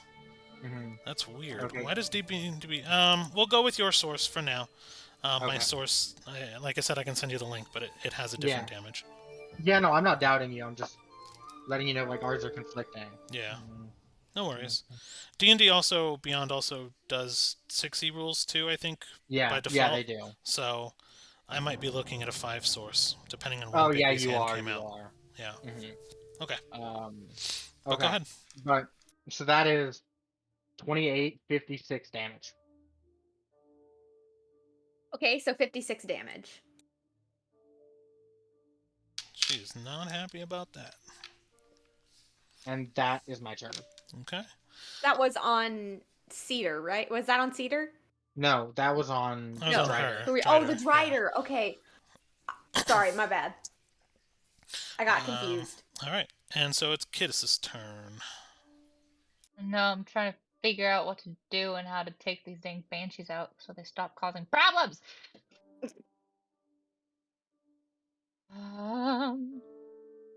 Let's see.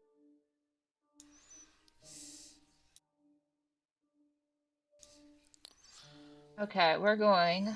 You are within range of 1. You will take 2 damage, by the way. Me? Yes. Why? Wait, why? You're within proximity of one of the banshees. Melee range. At the start of Okay, your so turn, you take cold damage from being around her. I'm going to cast Flaming Sphere. What was I casting it at? I was casting it at 5th level. Flaming Sphere, and I'm going to pop it right on top of the one to my left. No, wait. I'm going to pop it right on top of the one to my right because it's a 5 square thing, so it wouldn't hurt Celsius, right? Yeah, it wouldn't. Unoccupied space. So 5-foot diameter sphere. Okay, no. So I'm going to pop that right on top of the Banshee. Okay. And it needs, let's see, the Flaming Sphere, a Dex 21 save. Dex 21. Alright. I do, in fact, actually save. Wow. So you take half damage on that. So 19 halved is 9. So 9, and then bonus action, move the sphere to the other one that is like to the right. Hit that one as well. Okay, so you're using your action and bonus action. Okay. Yeah. Okay. Bonus action, I can move it, so I'm gonna use it. So This one does Dex not. 21. I only got a 16. Okay, so 5th level. Here. We go.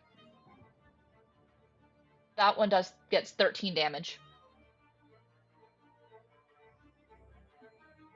Perfect. That will be, unfortunately, Kittis' turn. Oh wait, and then the. All right, then Atlas multi-attack. I'm going to is going to multi-attack the one directly to the left. Okay. So that's 22 That'll hit. hit and another 22 to hit. Okay, that'll also hit. And so then that is a D10. Okay. At the start of Atlas's turn, he'll also take 2 damage.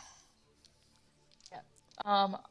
So that okay, I'll take 2 damage off of him in just 1 second. Mm-hmm. That's 2 damage for 2 plus 5, so that's 7 damage for one. 9 plus 5. Then that is 14 damage for the other. Okay. And then with this, he can do shoulder bash. If I hit a creature at least twice with a melee weapon, I can shove it against. I can make a shove against it as a bonus action. Push it away. Okay. And I'm assuming that's a strength or athletics check, Um. or does it just automatically work? So it'll. I will tell you in this case, he shoulder checks it. He phases right through it and takes 5 damage. Oh gosh, dang it! I was hoping that it wouldn't do that. Okay, so he takes a total of 130. So it was 2 damage, so 7 damage total. So he takes 7, yeah, and you've taken 2. Yep. So he faces right through it, so I'm assuming he'll go like right here. Yep, I'll I'm let you move assuming on. that's how that works. He just went through it. Oh, hold on. Hold on. So, took berries of. He also has to roll a deck save, I think, right? I don't know. You built this. Well, no, your flaming sphere was on my Oh, in a 5-foot square, so he traveled no, through no, an no. occupied space. No. It was on the right side. It It was was on the on the oh, one so on you the right started side. left, went right. Okay, I thought you started right, No. went left. No. What I did is I was thinking about doing the left one, and then I changed it last minute. I Gotcha. did damage to the one right next to Gilseus, and then went up to the right and did damage against the one between Gilseus and Cedar. Oh, okay, so I have to move some damage, but then okay, so I thought the sphere was on the one to the left. My bad. No. I would not be doing this to Atlas. I would not have even Right. attempted a shoulder check if the banshee was actively on fire. No worries. Okay, perfect. So Okay, that is I'm that one. that. All right. Yep. And so that was your action, bonus action. His okay. So We're done on that. okay. Then I need to figure out what Cedar is doing. You've already gotten your command, but it's gonna fail now. I'm scared.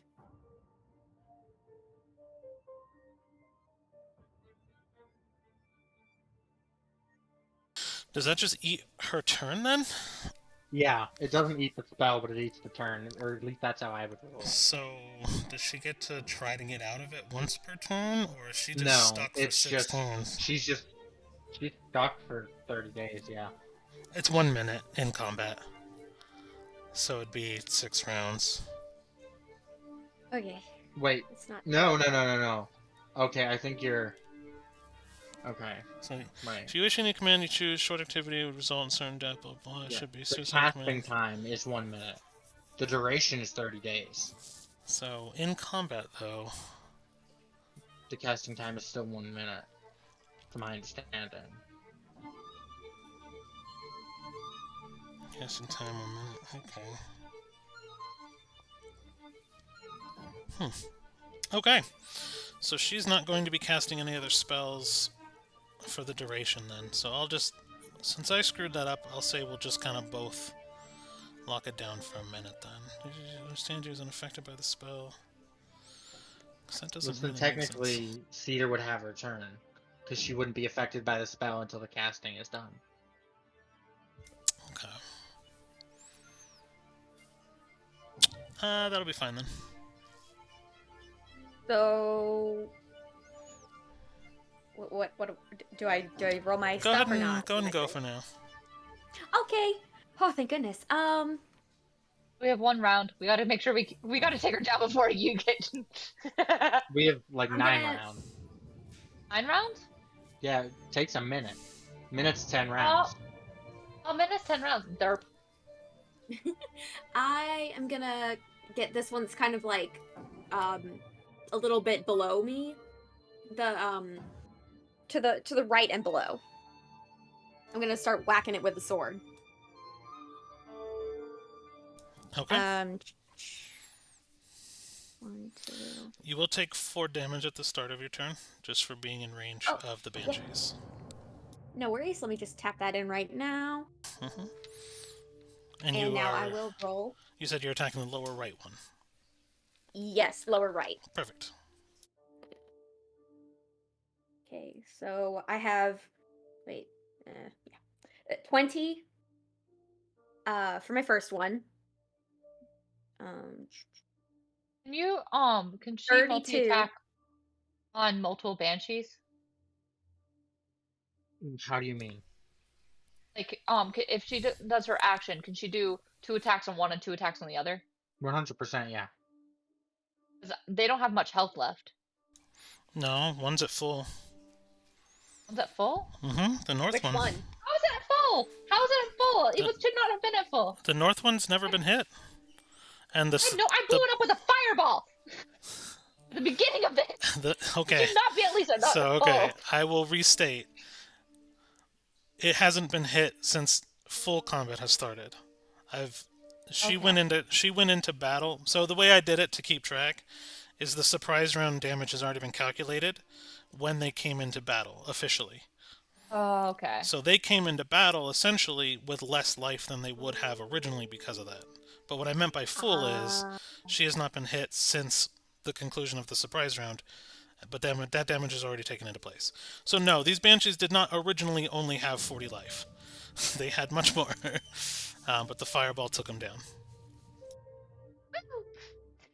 Okay, so my first roll was 20. My second roll was 32. Which is a My crit. third roll was what? Which is a crit. Oh, yeah. My third roll is 19. And my fourth roll is 28. So all 4 will hit.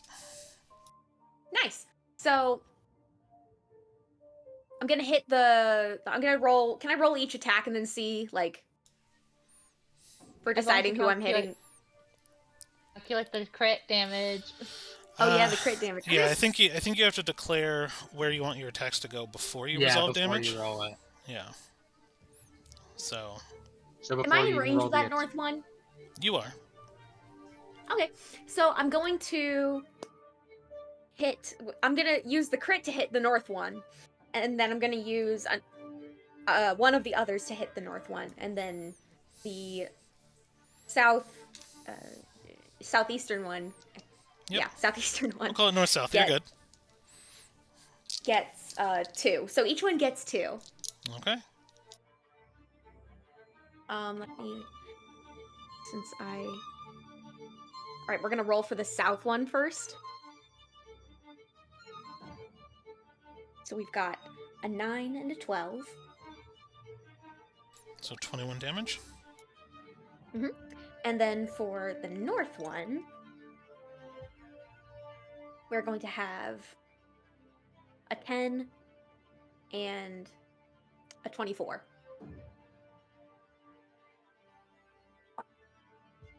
Okay, they're not looking happy at all.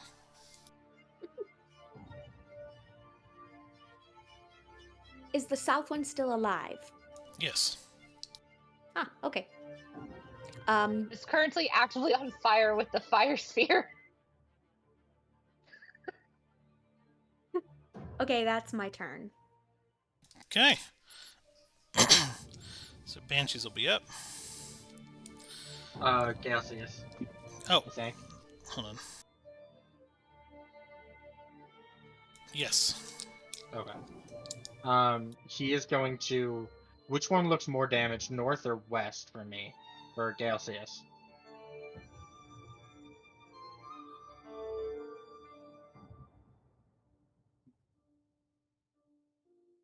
So I guess he is north or west. North looks more damaged. Okay. He is going to Primal Savagery on the northern one. Okay. For a 22 to hit. That'll hit. That is 4d10 acid damage.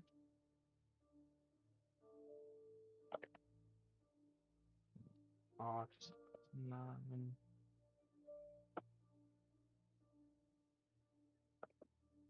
Okay. So that's 22 damage. Okay, it dies. It basically essentially what happens is it will fade, leaving nothing behind. Okay, love it. And then bonus action, Bigby's hand, punch her in the face again. It's on Gilcius' turn? You've already used it. Oh, wait, right. No, that's right. It's Gilcy's turn. Yep. Sorry. No, you're good. Getting my wires crossed. I understood. Then his bonus action, because that was a cantrip. You know what? Yeah, he does need the healing.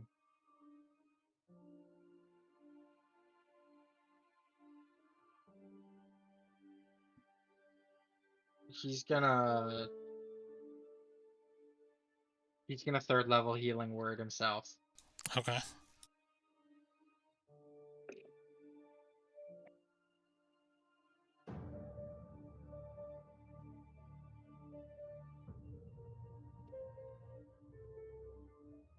That is 12 healing. Beautiful. That is his turn. Okay. So, what do we want to do?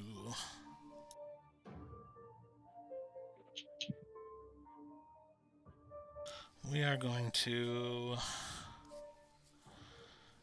I wonder if I should just raw dog or spell. This is why you're my favorite DM.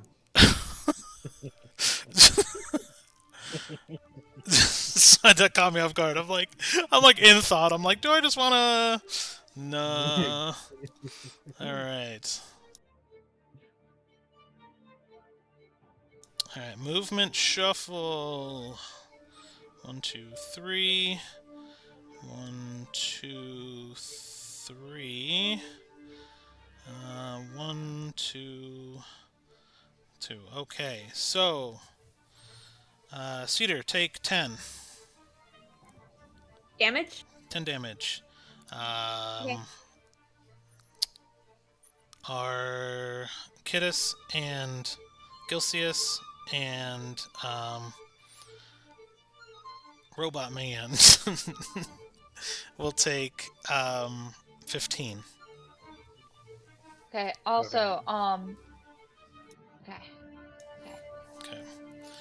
Really glad I did that healing now. Yeah. At which point, that was their movement. The Banshee at the bottom will actually be casting a spell.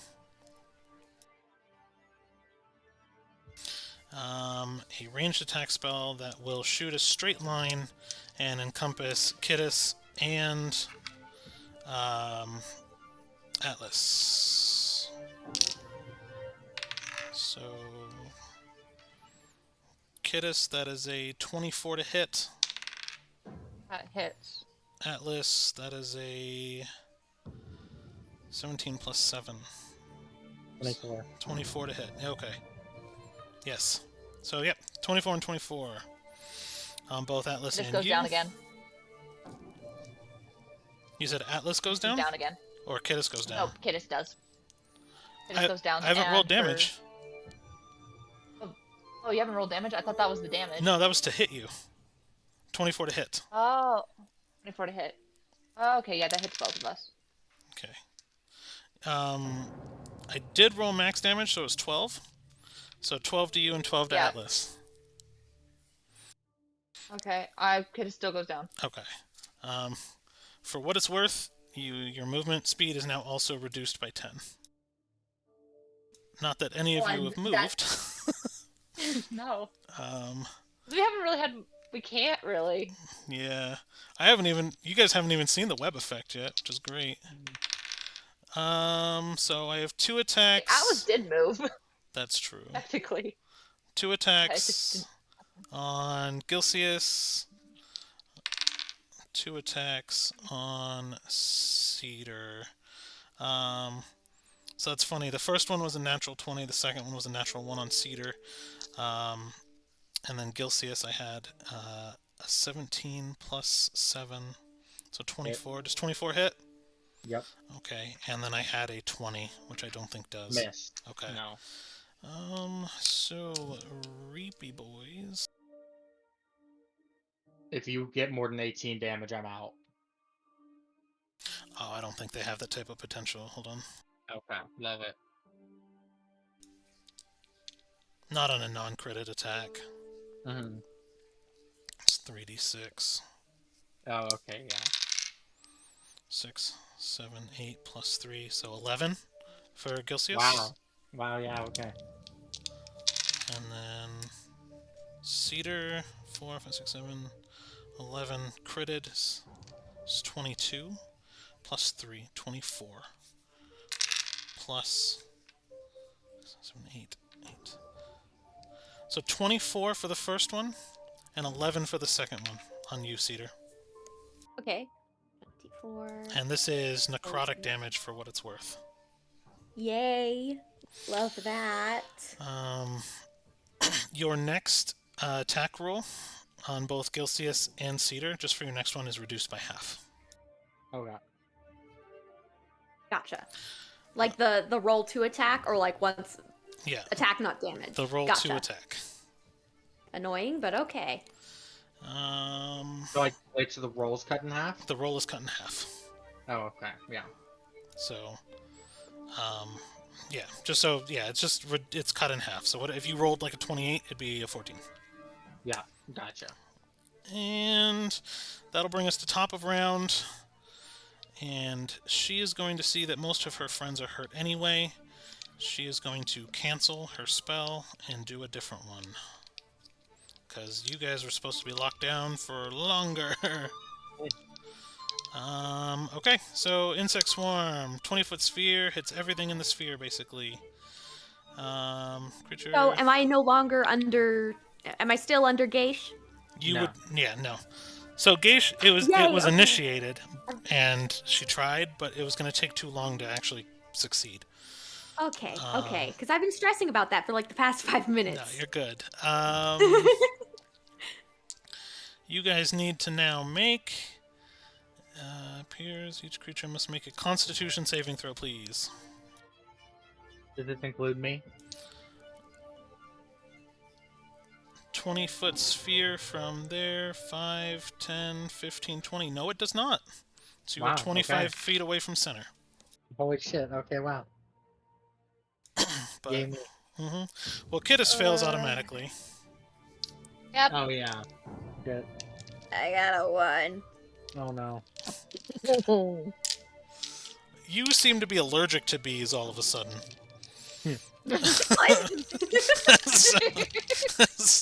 That's what happens with your 1. You're allergic to bees now. Wow. So, okay, so... Boo. You're suddenly allergic 20. to me. Yes, Cedar, for you, the birds and the bees is a horror story. Oh, dang. Oh my gosh. I actually rolled really low. So Kidus, you take 2 dying boxes. Atlas takes 28.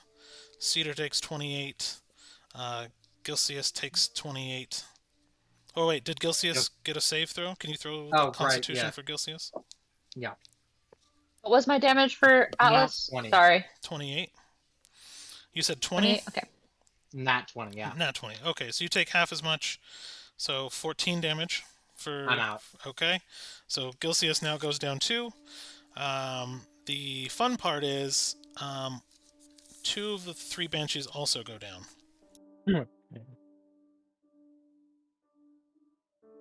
So,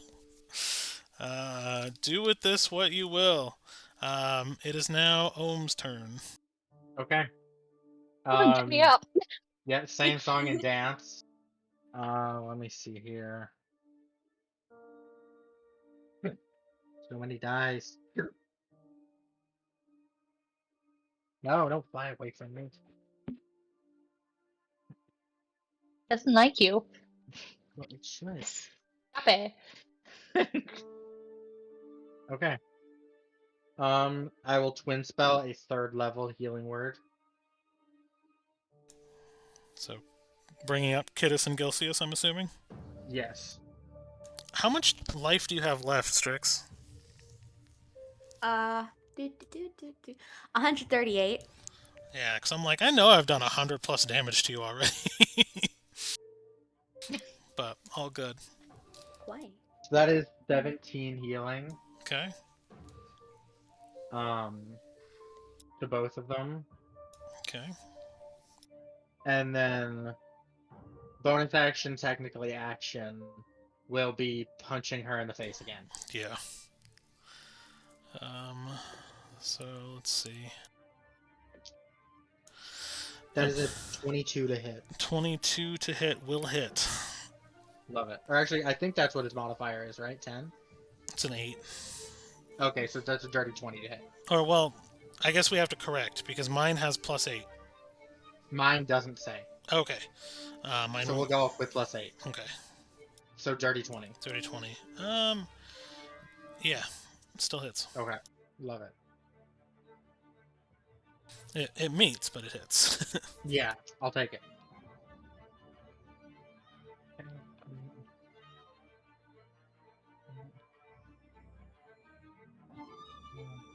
20 damage. Only 20? Holy crap. Yeah. Right? No, seriously. Although you have to consider my crit was technically only 28. That's fair. Alright. She still does not look good. Mm. And yeah, that is my turn.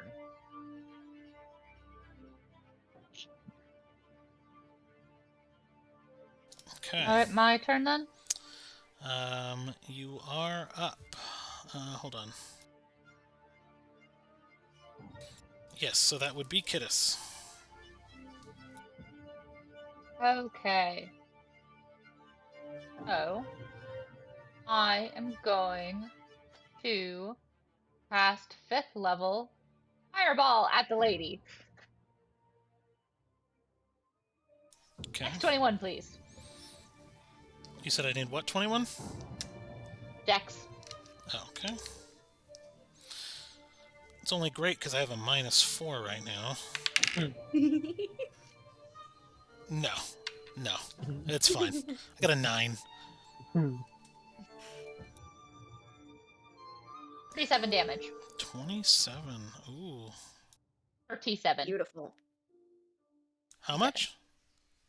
37. 37. 3-7. Got it. Oh. The Just spider's gonna burn. not looking healthy. All right, and then okay.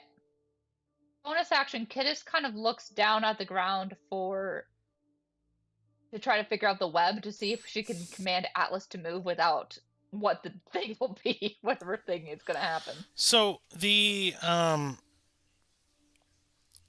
webs actually seem to be existing but not existing. It seems like you're phased into them. I mean, you can roll if you want to try to roll an Arcana. All right, can I roll an Arcana for a bonus? Yeah, I mean, if you want, I'll give it to you. Yep. That is 29. 29. You feel like moving would be an extremely bad idea. It seems like it's Atlas. difficult terrain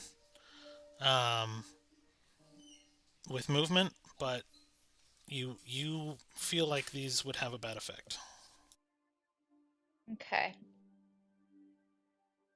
So I guess then Atlas will hold still, and he's going to use his tier 3 second wind because that doesn't seem to have a recharge thing. How much do I have a limitation on how often he can second wind? Thought it had a cost. It Let me doesn't double have check. because it doesn't have anything listed.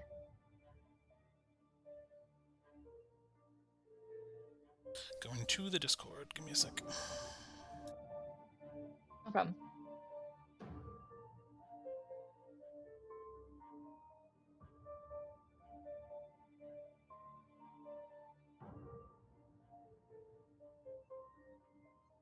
Where are you seeing second wind? In tier 3. Tier 3, second wind.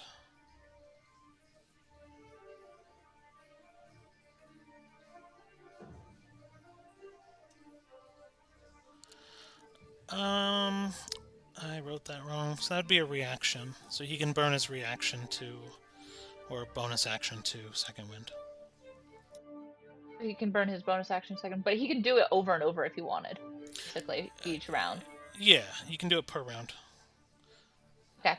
But you wouldn't be able to use any of the other tiered. It counts as a tiered bonus action. So you can attack, Yeah. but you can't like do multiple tiers. So yeah, you could He's potentially use it. He's just gonna use it to heal up his second wind. Okay, He's gonna heal up 8. perfect. Alright. And that will be my turn. All right, Cedar. But Kidis does communicate to everyone else, like, by the way, don't move in the web. That might be a bad idea. Yeah, I'm gonna hit the banshee in front of me. Okay. I'm in the web, right? You are in the web. The only one who's not right now is Leah. And just remember, you do take 2 cold damage. 2 cold damage. Let me just... There we go. And I am going to roll for those attacks. Okay, 17, 19... Okay, I think that's 25, 27. All hit. They all hit? Ooh, okay. Yeah, their AC is 14. All right. ACC is not very high. Love that. Love that for me. Since moving is a bad idea, I think I'm just gonna stay put and just hit the one in front of me. Okay. And that's the only one left. As much as I'd love to go and start hitting the Drider, I think moving's a bad idea at the moment. Because I've been told that it's a bad idea at the moment.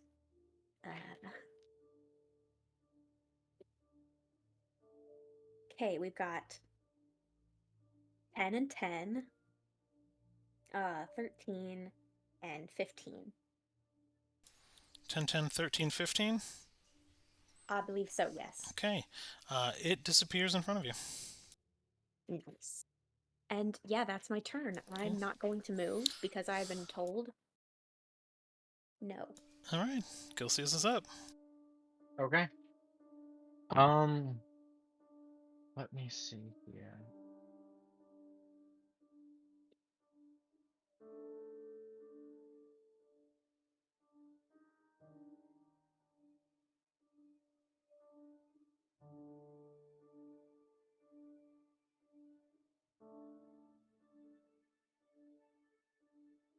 All right, he's gonna whip out a magic stone and hurl it at her.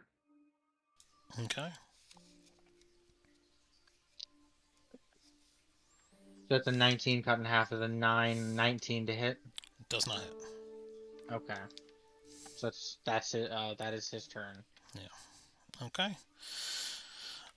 So I need a con save for the sustained insects from Cedar, Gilsius, Kittis, Atlas. Okay, con save. That is a 23. Okay, you're fine. 21. Okay. 13 for Kittis. And we're gonna... For Atlas, it's a 21. Okay. So anyone who 21 for Atlas, 13 for Kittis. Kittis, you take 27 damage. This is down again. The rest of you take half as much. Okay. Except for obviously. This is for Gilsius, Atlas, Right. Cedar. That'll be the starting of the moves in the insect swarm. Let me see if she does anything else, because I think she's probably just going to concentrate. Already casting.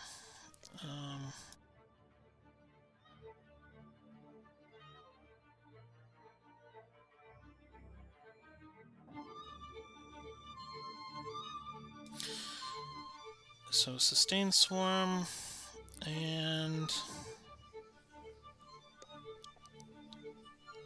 okay. You are also now going to see her casting a cantrip. That she's not going to aim at you. She's going to shoot up into the air. Gosh, dang it. So you are going to see 4 dancing light flares shoot directly into the air, flickering between red and black. As she shoots all 4 up into the air in 4 different directions for most visibility. Gosh dang it. Yep. But since she's concentrating on the insects, she's already got the web laid. That is going to be her turn. So, you're up. Okay. Bonus action, punch her in the face. Okay. Wow, double 13s, so 23. 23 will hit. Okay. 8, 8, 8, 8.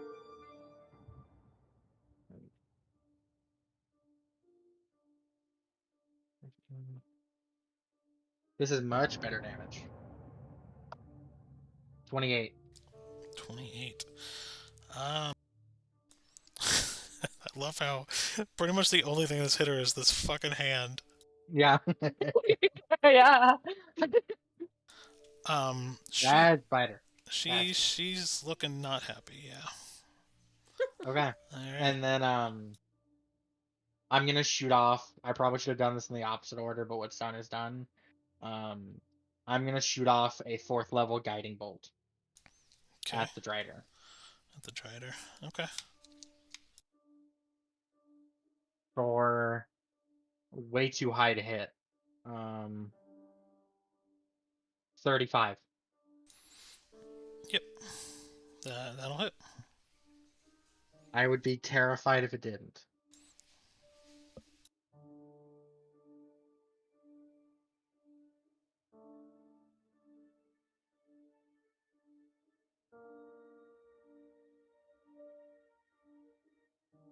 $30 damage. Okay.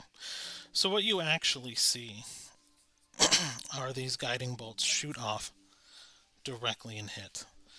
And it looks like they completely made combat connection, but what you actually see is your guiding bolt hit the ground behind her and break the stone, because it hit, and shatters it into a bunch of pieces.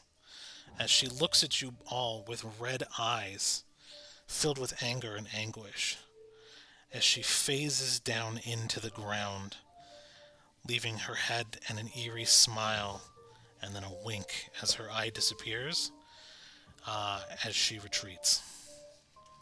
Damn. And that is significant, and I'll tell you why. That's okay, if you guys want to know the mechanic behind it. She's a spider inside Lilith's domain. She never left the castle. So she phased. She ran. Most gods have a hurry home, like some sort of retreat. So she bailed. She said, F that, I'm out. And her webs actually vanish. The ones that were actually holding your legs in and to the ground essentially will vanish the moment she disperses from the battlefield. And combat will be over. Someone get my character up. Yep. Yeah, let's do yeah. that. I'll shoot off a 2nd level Cure Wounds. Healing 4. Who has the best perception? Probably Like Giltheus. passive? Cool. Passive or normal? Just normal. Gilsius, go ahead and roll a perception check. Actually, no, it would be Cedar. Okay. Strix, please roll a perception check. Oh yeah, because you're the owl. Absolutely.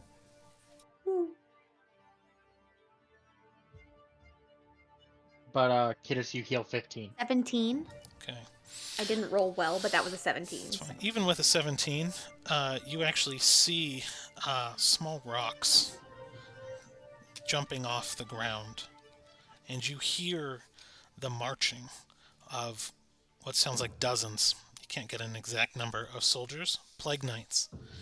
Their soft footprints of armor and moss hitting the ground with so much weight that it's actually shaking and causing a mini tremor around you.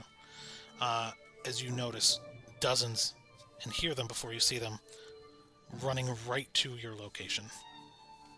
And they will be on top of you very quickly. Well, Guys, we gotta hide or make tracks.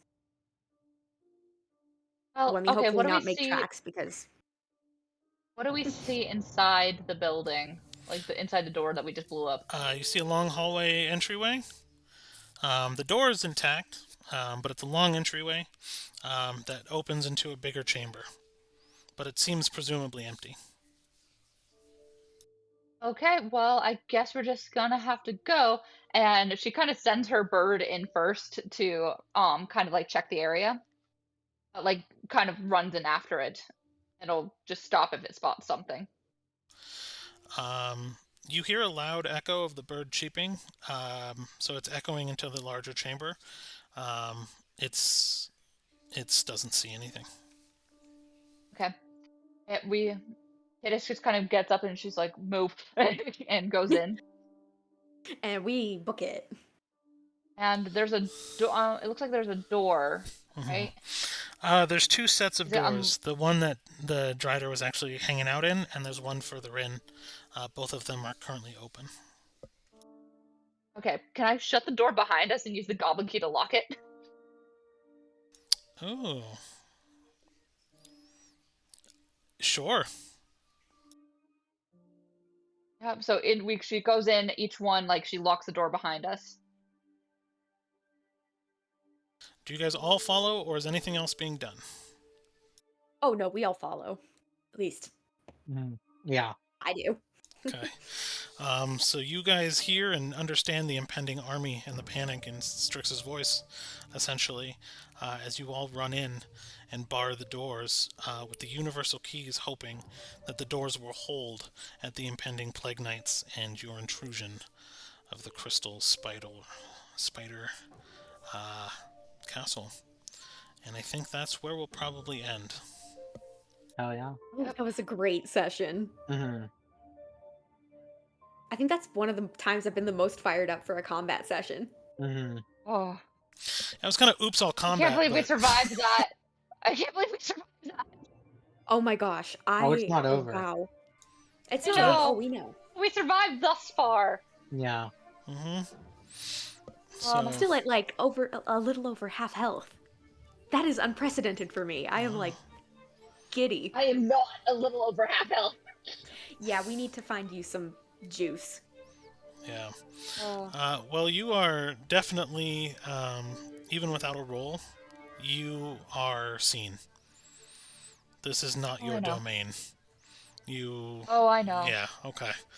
So just so you guys understand the pressure that you're under, when you Mm. breach the doors and close them behind you, you feel an ever presence, like a like a like a breath breathing on the backs of your necks constantly. But Mm-hmm. I'll go ahead and stop stream there, so everyone can Okay. collectively poop their pants at your situations. Mm-hmm. Also, Oh, my goodness. Keeper, if you're still around, thank you so much, boss. You're a champion, and I appreciate your continued thanks. support. Yes. Thank you so much, Mike. You're the best. Bye, everyone.